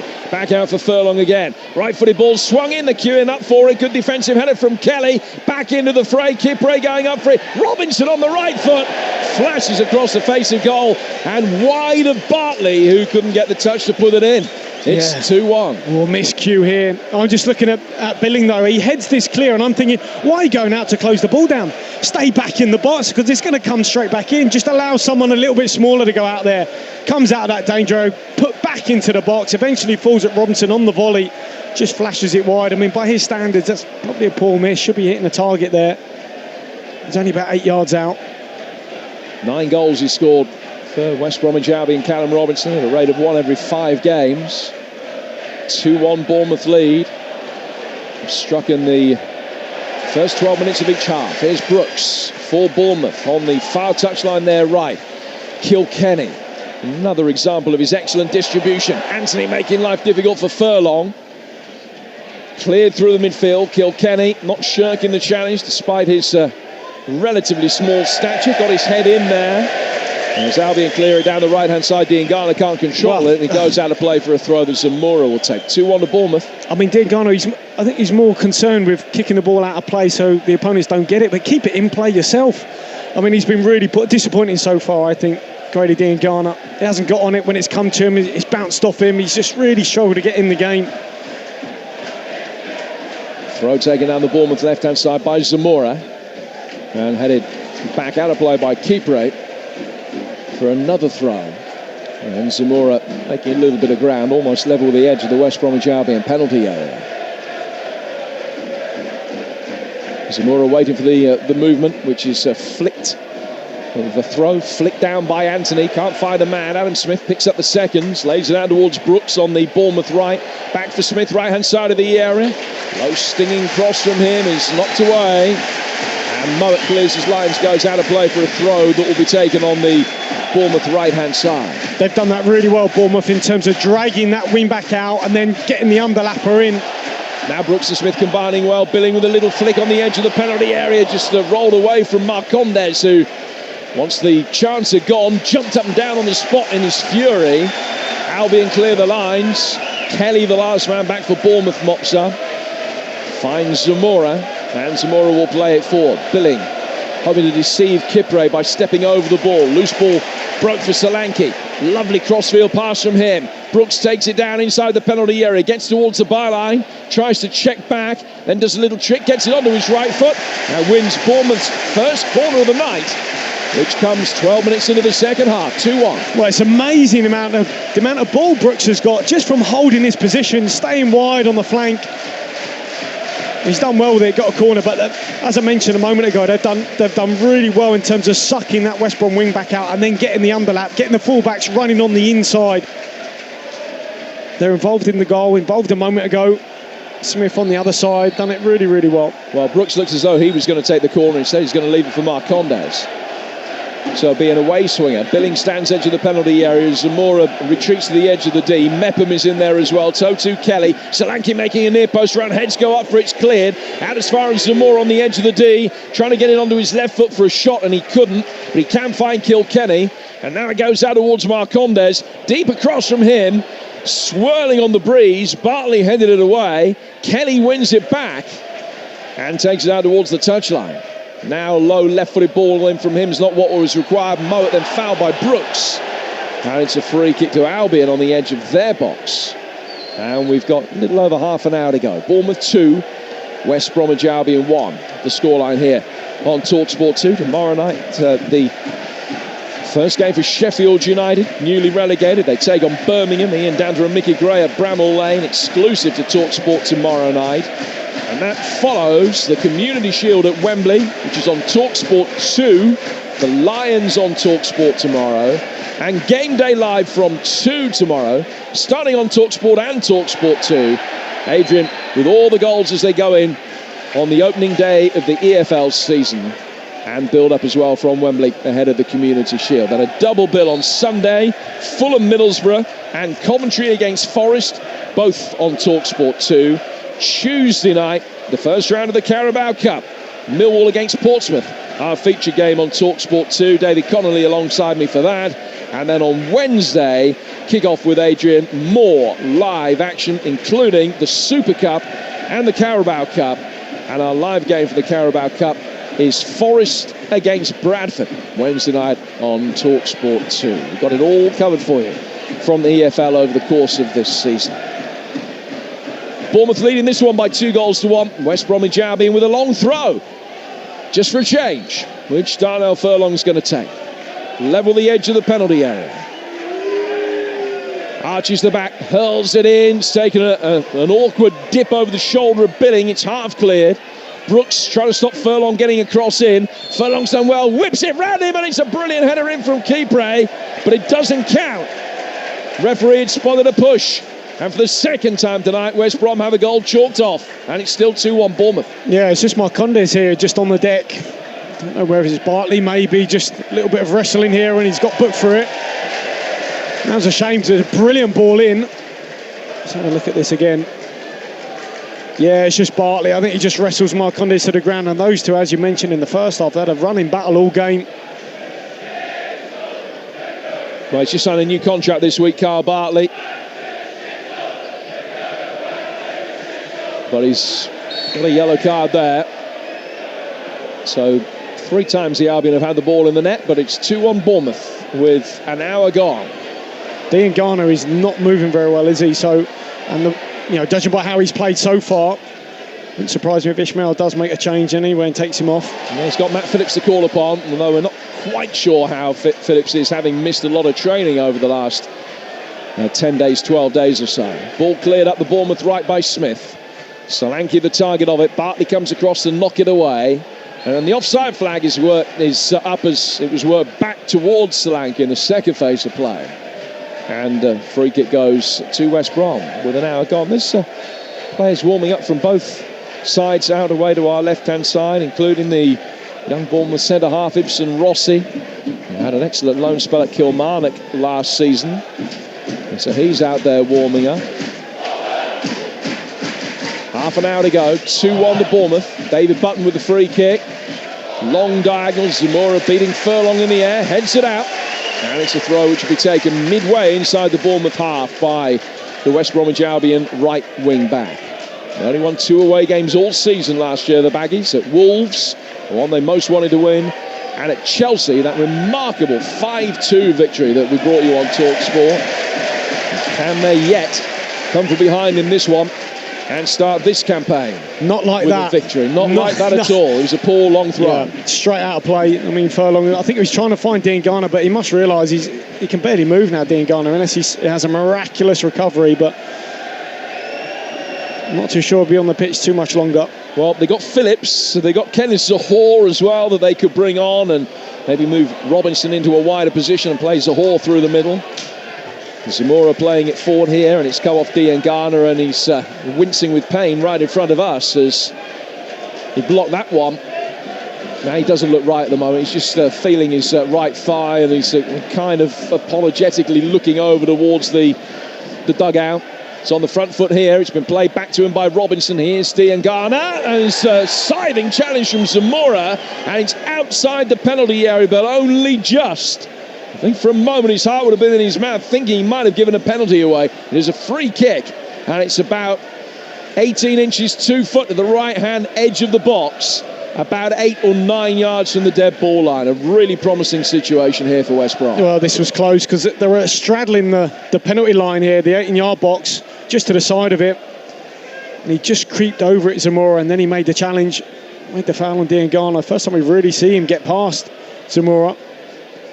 And obviously with Moat's ability here on the ball, this is almost in line with the 6-yard box, just to the right-hand side, a really promising position. So Travers standing shoulder on his near post, lining up the wall. He's got 2 in the wall. He's just asked Brooks and Kilkenny to move to their left. Now he's asking them to come half a step back to the right. But there are 19 players inside that penalty area. Everybody apart from the free kick taker, O'Shea, and the goalkeeper. In it comes towards the near post, a little flick header from Furlong, but it took it past everybody. And it goes out of play for a goal kick to Bournemouth, who still lead by 2-1 on TalkSport 2. And here's the change. Phillips for Dean Garner for the Albion. Yeah, Well, that was coming, wasn't it? I mean, I don't think he's had a great game. Diangana struggled to get on it when it's come to him. It's bounced off him. His best moment of the match was ironically just there a moment ago, winning that free kick. That was the only time he got past young Zemura. He's had a great game, the left back for Bournemouth. As it is, he might have picked up an injury as well, Diangana. Well, it might be a little bit of change here as well, because you're probably going to say that, Jim, won't you? But Robinson's now moved over to the right, but Carlin Grant has still stayed on the left, and Phillips is playing down through the middle, which I know he played that in pre-season, didn't he? Yep, not his natural position by any stretch of the imagination, although I think if memory serves correct, it was a role that he occasionally was utilised in play for Blackpool back early in his Premier League career. But he's playing through the middle here, as he did in pre-season. Furlong.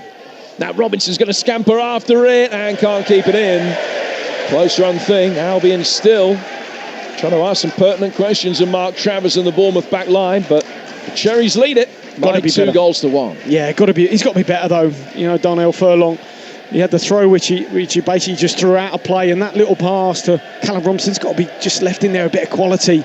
We saw Townsend do it on the left-hand side. You know, just leave it in there, wait a pass, take care on the ball. Not enough care. And Matt Phillips on, another player who, like Carl Bartley, has signed a new contract this week. Bournemouth laying it back for Mepham. Mepham sent off in the second leg of the playoff semi-final in his last appearance. He missed last week's cup victory because of suspension. Back today and in the book, as is Bartley. Ball cleared here by Kelly, the Bournemouth captain, making the 100th appearance of his career today. And he goes out of play for a throw that the Albion will take, but inside their own half this time. Bournemouth have been linked with Jason Kerr, amongst others. Jason Kerr, not necessarily a household name, man who scored for St Johnstone against Galatasaray yesterday, a right-footed centre-half by trade, and he is a player we believe is on Bournemouth's radar. It'll be interesting to see how many new bodies they can get in between now and when the window shuts on August the 31st, because it is a squad, at the risk of repeating ourselves, that feels really light. And to reiterate the point about the bench tonight, none of them have ever started a league game for Bournemouth. Got the likes of Kyle Taylor, who was loaned to Southend last season, so he's got a few miles up on the clock at another level, and Zeno Ibsen Rossi played 20-odd games for Kilmarnock on loan last season, but there's just nothing really that Scott Parker can bring on in terms of anything other than fresh legs, although Christian Sadie clearly is one for the future. Here's Phillips for West Brom in the here and now, trying to thread it in, and Robinson on the slide makes it 2-2. No more than West Brom deserve.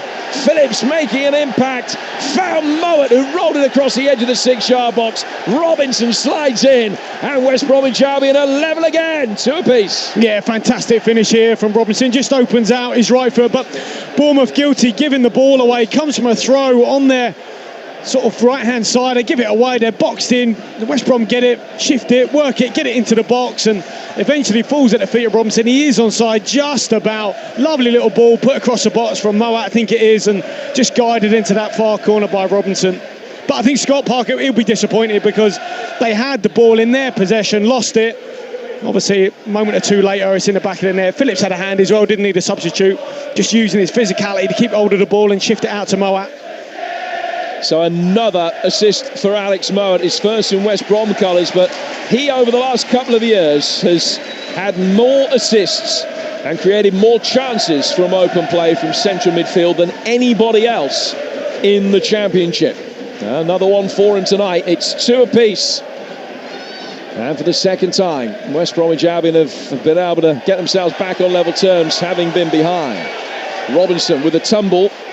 The Albion bench thought that Zemura had fouled him there. The referee said play on, and Robinson sprinting down the right-hand side. Couldn't get on the end of Matt Phillips' ball to find him, and it's just past him out of play for a throw, which will be taken on the Bournemouth left. Bournemouth 2, West Bromwich Albion 2. Marcondes on 12, O'Shea equalising just past the half-hour mark, and then Phil Billings 7 minutes into the second half for Bournemouth, and Callum Robinson equalising 15 minutes later, just a couple of moments ago, for West Brom. Tied up again at 2-2 with a quarter of the game to go. It's been a great start of the Championship season here on TalkSport 2. Here's Phil Billing for Bournemouth, swung inside the box. Oh, blocked with a left-footed volley, and Butler's got a hand on it to tip it away round the post for a corner. What a save this is from David Button. Absolutely brilliant, and what a move. Fantastic feet from Solanke out wide, shifts it on to Billing. Brilliant ball to the back post. There's Brooks on the volley, just guides it back where it came from, but Button gets down so well, just palms it round the post. That looked destined for the far corner. Great save. First shot on target that Bournemouth have had that hasn't gone in. It's a corner, their second of the game, and it'll be taken on the left-hand touchline. Emi Marcondes to swing it in, the score of the first Bournemouth goal. Kilkenny on the edge of the penalty area. All the six-footers are in and around it. Billing making a run from deep very late. Swung over his head, back in from Kelly. The referee had seen a push on O'Shea, and it's a free kick which will be taken on Townsend, I beg your pardon. It's a free kick which will be taken inside the penalty area away to our left-hand side by West Bromwich Albion goalkeeper David Button. Just over 20 minutes for either side to win it. It's 2-2. Well, we spoke in the first half, Jim, about, Robinson's positioning. Where might he be better, and where does he get the goal from moving position, not being that central striker. I think he's better from out wide. I thought Colin Grant might go through the middle. I thought he might be the middle man, but obviously Phillips likes to play more central. But as it is, Robinson started now out wide on the right-hand side, but when the ball's on the left, you get yourself in the box like a second striker, and he's got his goal. Free kick up for offside here from the long ball forward from Button. And taken quickly by Bournemouth, back to Mepham. Mepham out to the Bournemouth right-hand side here for Smith. And Smith back for Brooks to Mepham again. And Mepham getting his right foot underneath it, just bending it forward. Anthony making a run in off the left-hand touchline to try and come to meet it. Loose ball broke Albion's way. Mowat involved again. Phillips for Robinson, and just away from Grant. Making good ground inside the penalty area. Back it comes inside the penalty area. Mowat completely mistiming his acrobatic diving header attempt, and it came off his head and back out of the penalty area behind him. And out for a throw which eventually goes West Bromwich Albion's way on the left-hand side. Turn forward again. Too much on it for Phillips. But this could be a long last 20 minutes for Bournemouth. 2-2 the score. Well, they showed character, you've got to say, West Brom. I don't think the game has gone how they planned anyway, certainly going down twice, but they showed real character to get back in it. And we can see little traits of how Ismail wants to play in terms of midfielders making the box. We've seen Mowat obviously with the assist for the goal. There he is again in the box trying to get on the end of things, and he does want his midfielders to make the box and get goals. Clearance comes from Travers, just holds up in the breeze, which is in West Brom's favour. It's not particularly strong. Good play by Bartley, stepping up from the defensive line, very strong. Clear by Lloyd Kelly down the Bournemouth left. And out for a throw, which will be taken on the Albion right-hand side, which is this near touchline as we look at him. Valerian Ismail, a big commanding centre-half himself in his playing days, had a very brief spell at Palace as a player early in his career. And he's just in his shirt with the sleeves rolled up, standing there looking pretty content with life. And Scott Parker, arms across his body, a little bit of negative body language, perhaps sensing that there's quite a bit of defensive work's got to be done here. 2-2 the score. Last season, Bournemouth beat each of the top two at home. Had a decent record against the top six here. They actually had a pretty good home record all told, the fourth best in the division.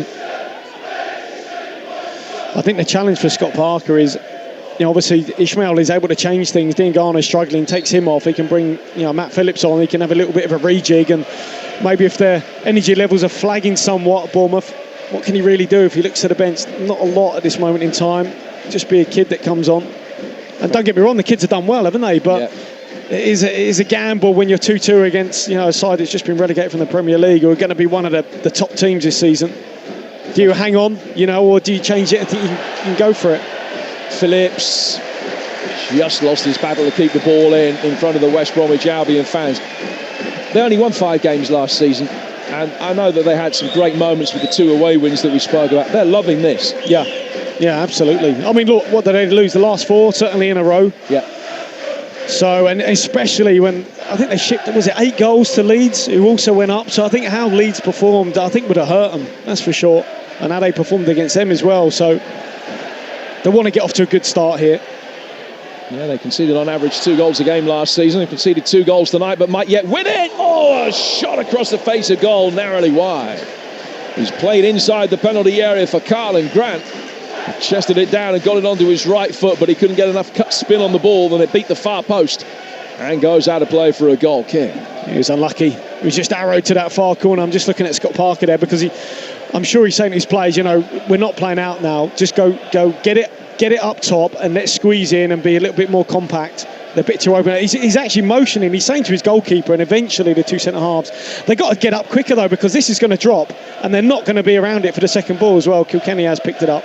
Got away with that one. He's found Marcondes. Smith making ground to his right-hand side. That's the ball that he's played. Brooks wants it into feet. Good 1-2 between Brooks and Smith. Sliding challenge from Townsend puts it out of play for a Bournemouth throw.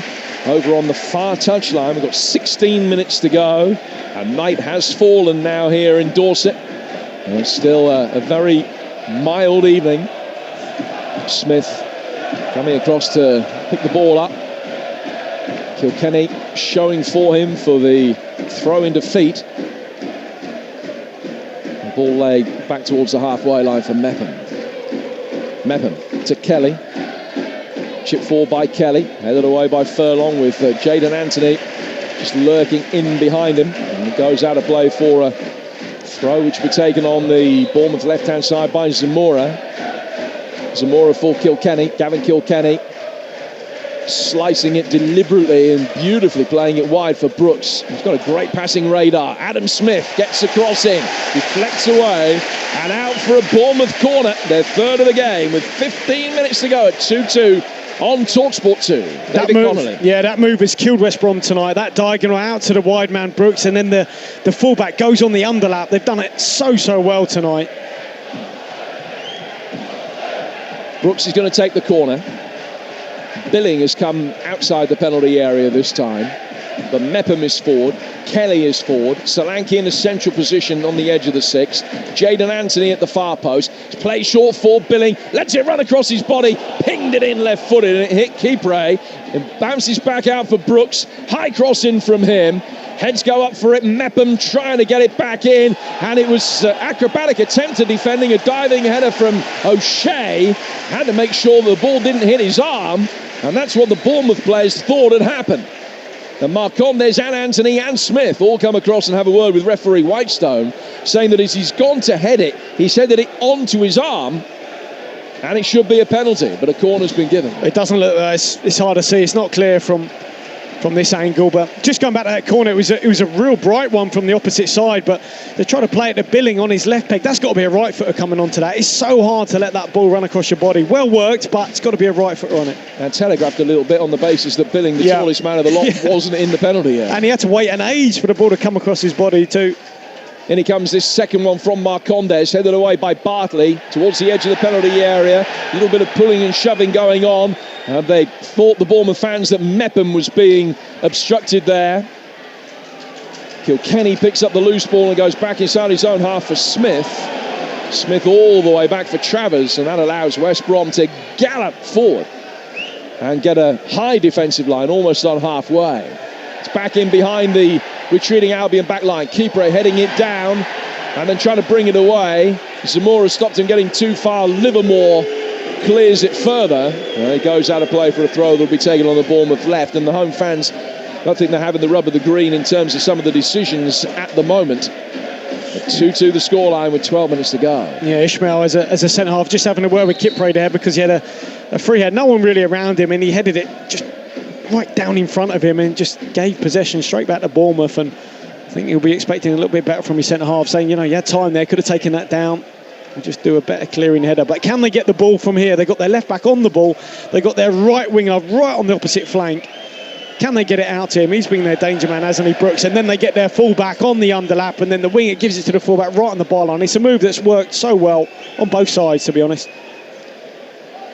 Throw will be taken by Zemura. There's a brief interlude there, of which more in a moment, as the ball comes down for Kilkenny.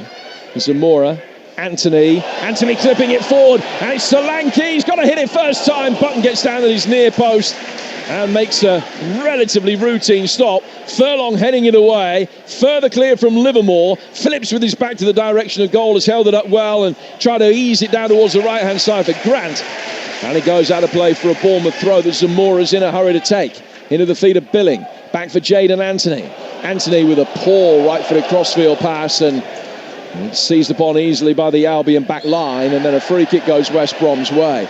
That previous interlude, I don't know whether David Brooks has dispensed with one of his shin pads, but he took it off and it was over on the far touchline. The referee insisted that he would go all the way over there to remove it. He picked it up disdainfully, threw it over the touchline, it caught the breeze and then flew back further onto the playing surface than it had been when the referee asked him to remove it in the first place. It's still lying there about 15 yards inside the half the West Bromwich Albion are attacking.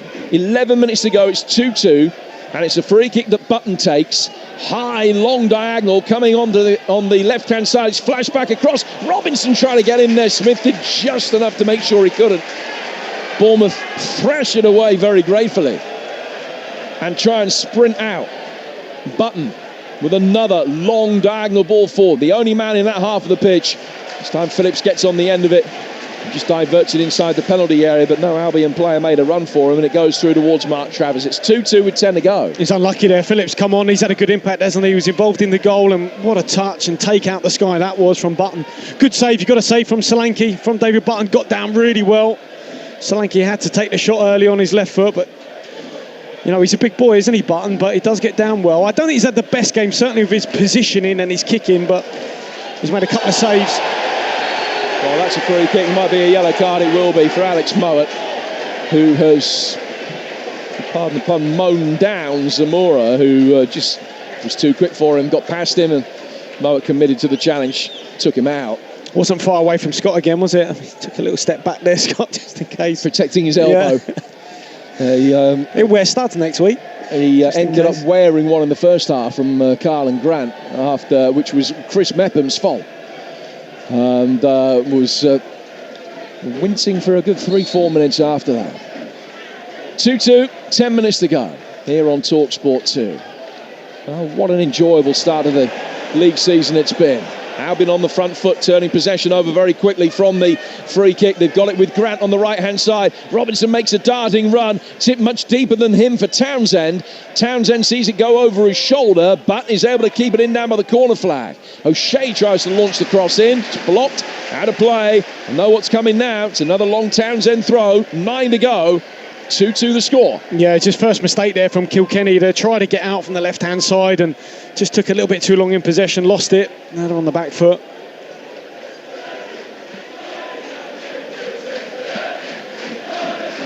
Albion fans in fine voice. Long throw in towards the near post. Flick on forthcoming from Phillips. Kelly's defensive header up in the air. Two Bournemouth players then attack it, trying to get it away. Both the centre halves. Breaks for O'Shea. His cross is blocked by Anthony, and then headed down by Solanke, who's lost out to Livermore. Mowat will take it on and is fouled by Solanke. He's on his way down. He'd actually stumbled there, Alex Mowat, before Solanke caught him, but Solanke did make contact with him.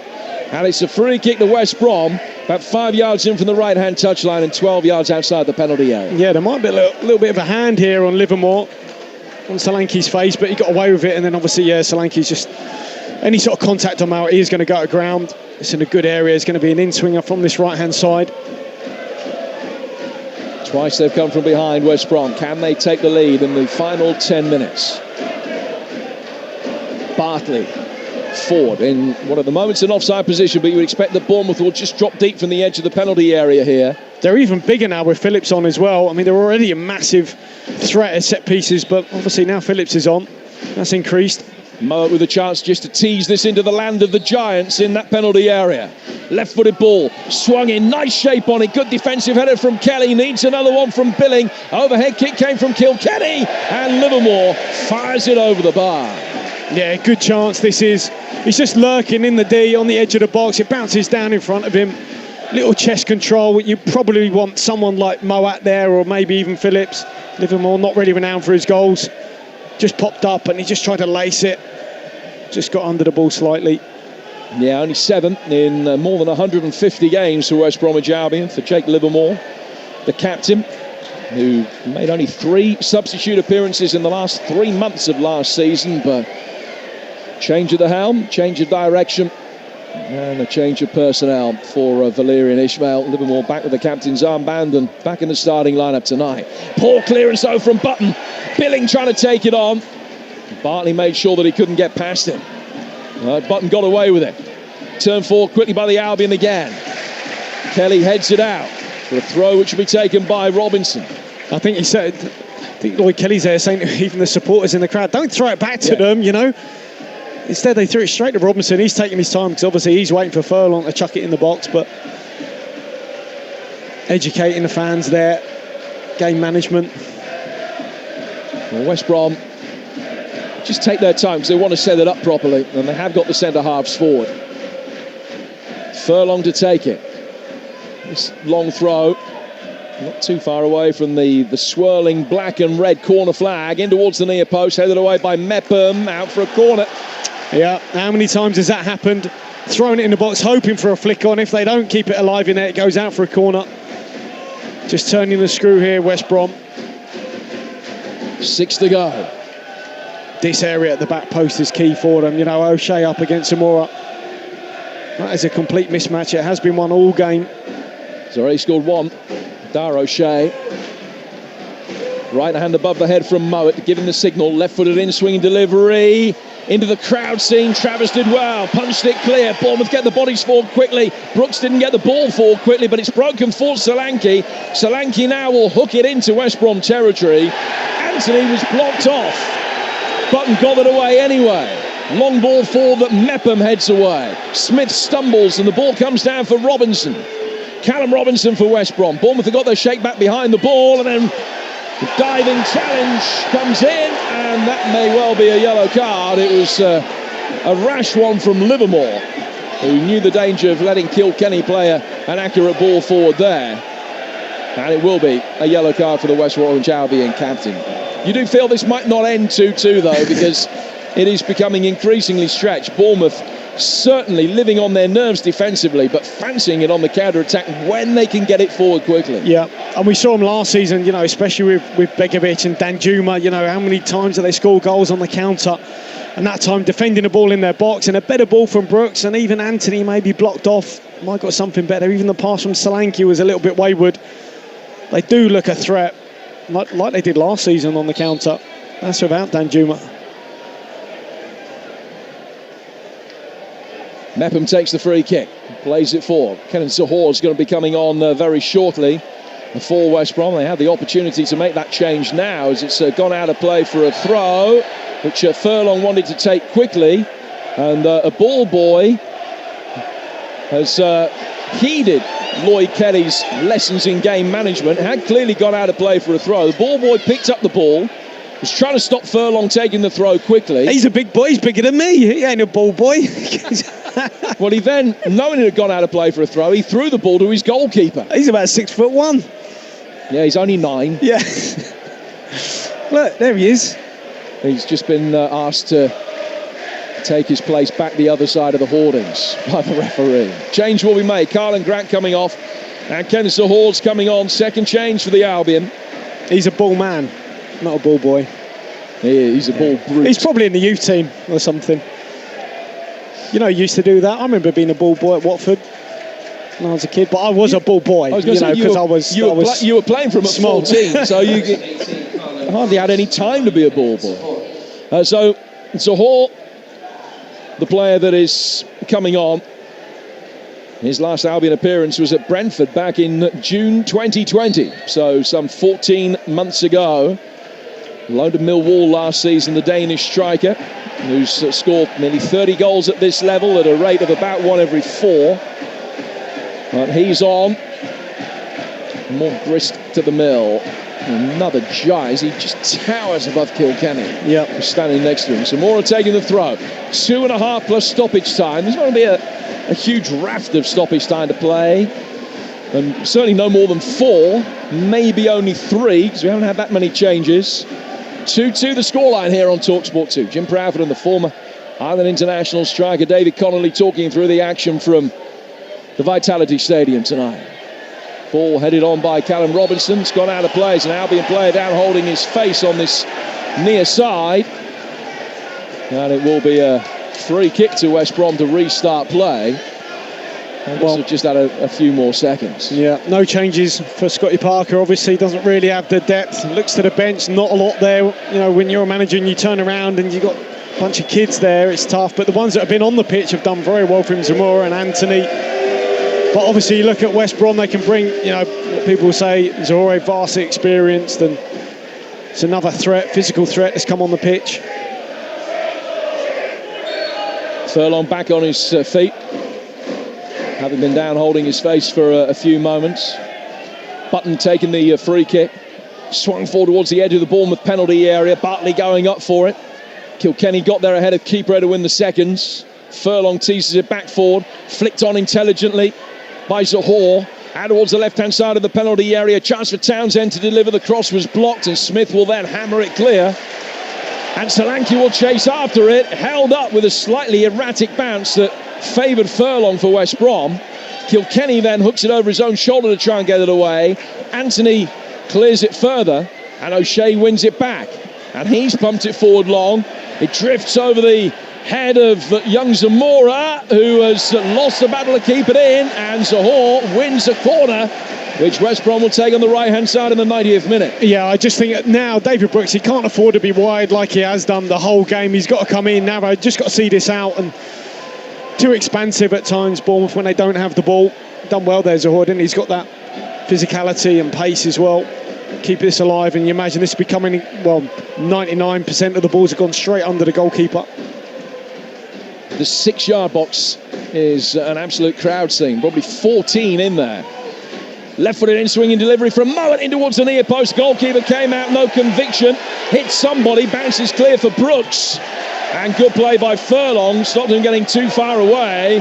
And he goes out of play for what has been given as a Bournemouth throw.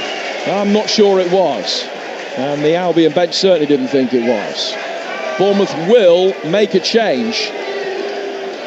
I think it's young Sadie. Grabbed the goal, didn't he, against MK Dons? I think it might be him coming on.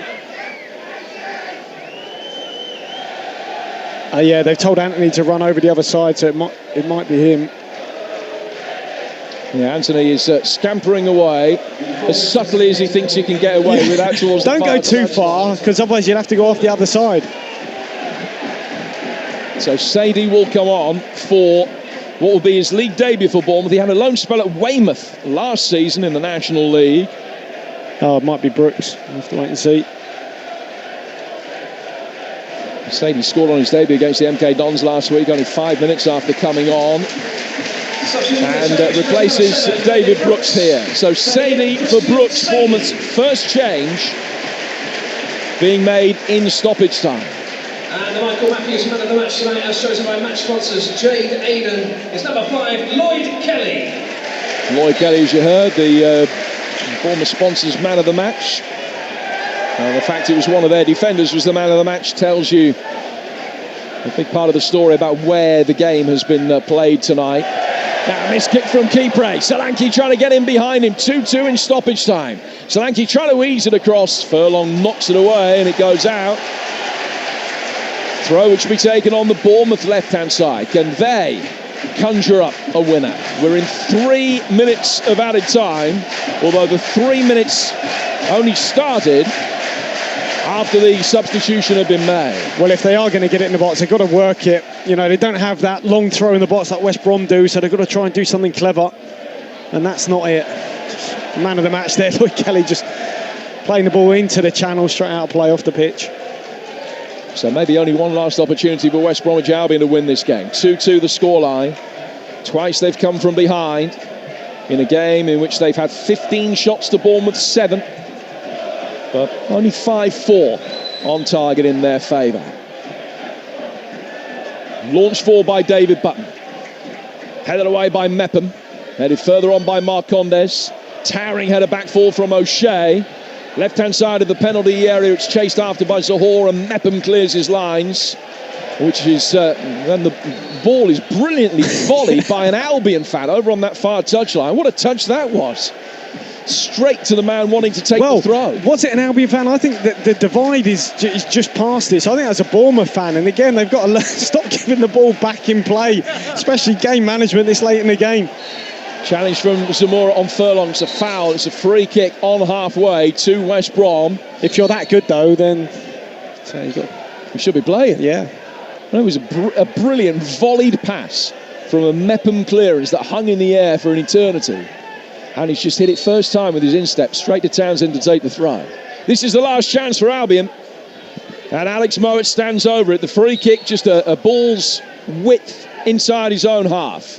Left-footed ball swung for. Bartley going up for it. A real tangle. Keeper chasing it. Little backheel flick from him into Zemura. And it's been deemed that came after the ball had gone over the line. It's out of play for a goal kick, and that should just about be that. 2-2. Yeah, that was unlucky, wasn't it, from Kipre? Right idea. Probably the worst set piece I think Mowat's played in the whole game. Try to be clever rather than loading it to where the players were. Little clever one to Bartley, who's more or less on his own. Kipre tried to keep it alive there. Just play percentages. Put it to the back post on the diagonal where most of your players are. Wrong choice selection from Mowat. A superb start to the championship season, finishes honours even. Clash of cultures, very different styles, but that might end up being a good point for the pair of them at the end of the campaign. Bournemouth led twice, Mark Condes giving them the perfect start, Dar O'Shea equalising just before half-time, and then Phil Billing early in the second half giving Bournemouth a 2-1 lead, cancelled out by Callum Robinson. These two teams will both expect to be there or thereabouts at the end of the season, and as I say, on the strength of that, it might go down as a point gain rather than 2 lost. I think Albion will be very hard to beat over the course of this season. It's finished. Bournemouth 2, West Brom 2. Jim Proudfoot, thank you. More of the same, please. More of the same, please. Opening nights, a point apiece for two sides who look more than ready to challenge this season in the Championship. Dave Connolly, who'll be more pleased? Do you know what? I think they'll both be content with a point. I think it was a good game, terrific Championship game for the first one of the season, end to end. And I think both of them will be pleased that they haven't been defeated. That's for sure, because either of them could have won it, but in the end, probably a draw is a fair result. It was absolutely absorbing. Yeah, and it was a game, I guess, played with, a little look at how Bournemouth are going to go about things this season, the strengths and the weaknesses of what they've got, looking to the bench, their options. Those that started did really, really well, played some terrific football, had probably the better players, ball players that we saw on the pitch, but West Brom in their own style got back into the game, and they're going to put teams under it. They're going to ask a lot of questions of teams. Can you handle how we play? And yeah, they'll be tough to stop. Jim Proudfoot, you were at Wembley calling England in a Euros final. Then you had a little nap, and now you're back for the domestic league stuff kicking in. But we'll have some more of that then, won't we? That was good great. To be back. That was a really enjoyable game, and I think that what the Championship brings, when you get matches between the elite teams in the Premier League, they can at times be disappointing. They can cancel each other out, and they can become a little bit stagnant, and there's a fear of losing. You get games between the big hitters in the Championship, it goes the other way, because they know that there's such a premium on points to get the job done, that certainly West Bromwich Albion is the away side here. They were really going for it. I mean, I talked about the fact that they have 15 attempts on goal. They're going to be so tough to beat this season. They're still learning a new way of playing. We've got a few players going to be coming back in. Matt Phillips made a difference when he came on. They perhaps haven't quite got the balance right in that forward three. But I maintain what I said in commentary. Anybody finishes above West Brom this season, I think they will be the champions. There's pressure on Bournemouth, though, because it's their second season down, and the way that the parachute payments are staggered, they're going to have to gamble to a certain extent in games. This is going to be a much better opportunity for them to go up than it will be next time around. So there'll be pressure on them as it goes. But listen, if half the games that we watch over the course of this season are as good as that, it's going to be a magnificent campaign. Could have been an evening they spent shadow boxing each other, but no, both had real periods of dominance. Both got going tonight. Both going for the win. Excellent, the vitality. Let's talk the 2 second half goals. And you felt, Dave, that a message from Scott Parker to his wide guys was stay high, stay wide. And again, Jadon Anthony involved, picked up Zemura, the underlapping run, effective. And it fell to Philip Billing. Cool finish after Button's poor save. Yeah, I think what I really liked about how Bournemouth played, it was risky at times, is keeping their wingers high and wide, but then also recognising if they come on the inside, the fullbacks go on the outside and vice versa. But they pulled the wing backs of West Brom out really well, and then the fullbacks attacked on the inside. The amount of times they played, for example, Brooks played to Smith and then put him in right on the byline for him to deliver from a really dangerous area. They're the sort of areas that Man City look to hit. You know, they don't cross from necessarily really wide like West Brom do. You know, you look at Man City and those teams in the top division, they want to get and cross the ball by the byline, inside the box. And I thought Bournemouth did that really well today. Really intelligent, well-crafted moves. And that one from Billing, it was a good finish, guided with his right peg. You would question Button palming it straight into the danger area, but the little move, the rotation from Zemura and Anthony out on this left-hand side, the two youngsters, was great. West Brom can spring to life. And they spring to life in the blink of an eye, and they did for the equaliser. Weren't showing as much up to that second goal for West Brom. Bournemouth lose possession though, and that's then when West Brom spring the trap. Callum Robinson found by Alex Moe, and it really was all about Valérien Ismaël. We call it swarm ball. Yeah, well, I think that swarm ball, they'll learn from this, Scott Parker, because at times restarts were a key facet of the game, as we know. The long throws, the corners, etc. But just normal throw-ins in around the halfway line, Bournemouth lost them too often, being a little bit loose, trying to get the ball in tight areas, and it cost them for the goal on that right-hand side. You got to credit, Phillips came on, he did well with his feet, worked the ball eventually to Moat, and then Moat, nice little cross in the box, and Robinson opened his right foot out and side-footed it, slotted it really well into that far corner. Mentioned David Button, poor for the Billing goal that put Bournemouth back in the lead. Had a difficult night, but that save to deny David Brooks. Yeah. Top reflexes to get that low to his right-hand side to push it away. Absolutely. And also, it wasn't right in the corner. Maybe a yard or two to the side, it would have been in the back of it. The fact it was low quite by his feet was probably even harder that he had to get down. Then he made a couple of stops like that. The one from Solanke as well on his left foot was a good one. And he looked a little bit nervous at times, I think, Button, in terms of his start position. I think that'll come as you play, championship games, the high defensive Baggies line, where you start. At times he was a bit too deep, sometimes a bit too high, and getting that right. But he made a couple of... I think he redeemed himself, certainly, for the goal. Be interesting to see how things go with West Bromwich Albion's goalkeeping position. They've got Alex Palmer's had a really good couple of years out on loan. One at Plymouth, one at Lincoln. So he's been promoted. He came within a hair's breadth of getting promoted again last season in a playoff final defeat. Can he make the step up? Is he a better goalkeeper than David Button in the long term? I mean, he's much younger. He's 8 years Button's junior. What happens with Sam Johnson? I think the fact that Johnston didn't play tonight, and Button has played a lot of the pre-season games. Johnston was back late after an extended break following the Euros, obviously. But the fact that Johnston was on the bench tonight makes you think, OK, they're going to sell him. Yep, I agree. So what happens? Does Ismaël look at that performance tonight and think, do you know what? On the strength of 90 minutes, I'm not quite sure. Does he bring Palmer in?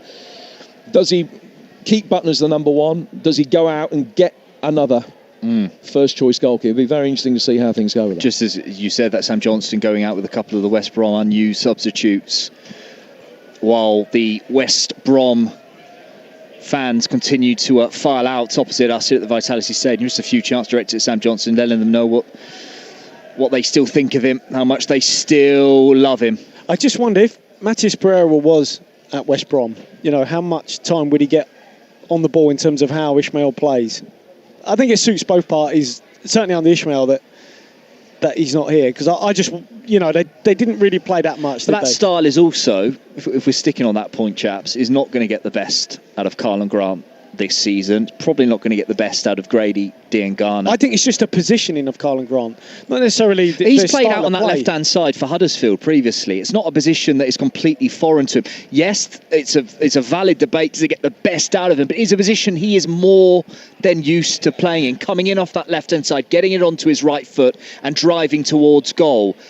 But you're right, despite him playing an awful lot out there, he still looks uncomfortable doing it. Yeah, and I think he's a terrific centre forward when he plays down through the middle. So I can't look. I'm sure he's still going to do it for me, Dave. With the greatest respect to Karlan Grant, for a while now we've been talking about him, a centre forward, a striker that should be delivering good numbers. What an opportunity he's got this season with West Brom. He's got to deliver far more for me. So, Dave, on that basis, he's played two men through the middle tonight, and neither of them were Karlan Grant. So, what is it in Karlan Grant's game, do you think, that he sees that he doesn't fancy him playing through the middle? I don't know, Jim, and that's a surprising. He obviously took Karlan off as well. So I don't know. Maybe out of all his strikers, maybe he's not.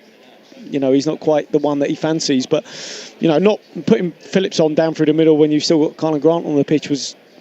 It's happened in pre-season. Yeah. Phillips is playing down, so it's not something we haven't seen. But I just don't think it's getting the best out of Karlan Grant. And I think certainly Robinson, he's more than comfortable playing off the flank and getting his goals. If the ball's on the left wing, he gets in as a second striker, that's no problem. But I'm not too sure it gets the best out. And as I said, look, Moat will do well because he's on every set piece. I remember at West Ham we had Michael Carrick, and Michael Carrick was on every set piece. He was always because he's so good. But Moat here will thrive because he'll get in the box. Livermore will sit. He might nick the odd goal. He'll be on every set piece. He'll be involved. He got assist for the goal, which is great for him coming into a new team.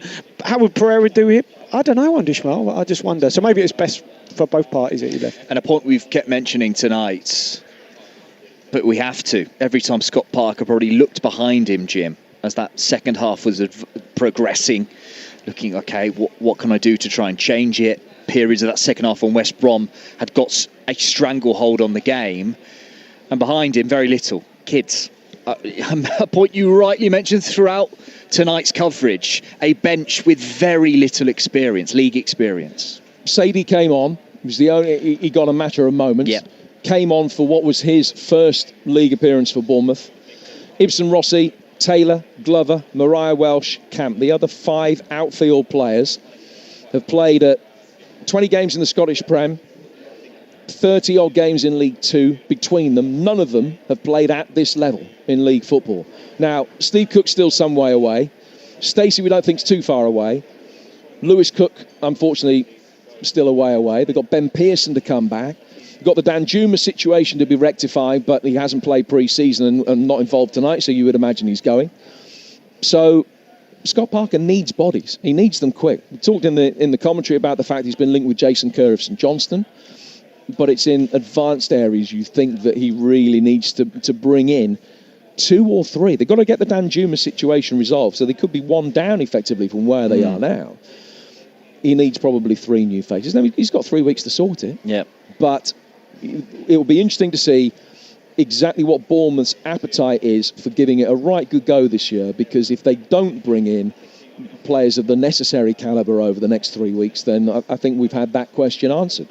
So over to you, Mr. Chairman. Yeah, Mr. Chairman, and those that work behind the scenes. Richard Hughes in a technical position, the former Portsmouth-Bournemouth midfielder working behind the scenes to try and help get some business done. Haven't they? The last 2 transfer windows, they brought a lot of money into the football club in terms of players that they've sold. Maxim Deming could be pulling some of his finance out of the football club. They've been, I think, wide of the mark. That's been suggested. Certainly our man Alex Crook suggesting that here last weekend. But they must do some business. OK, you might get 15, 18, 20 million pounds for Arnaud Danjuma, but you can't invest that back into a team that's going to help Scott Parker.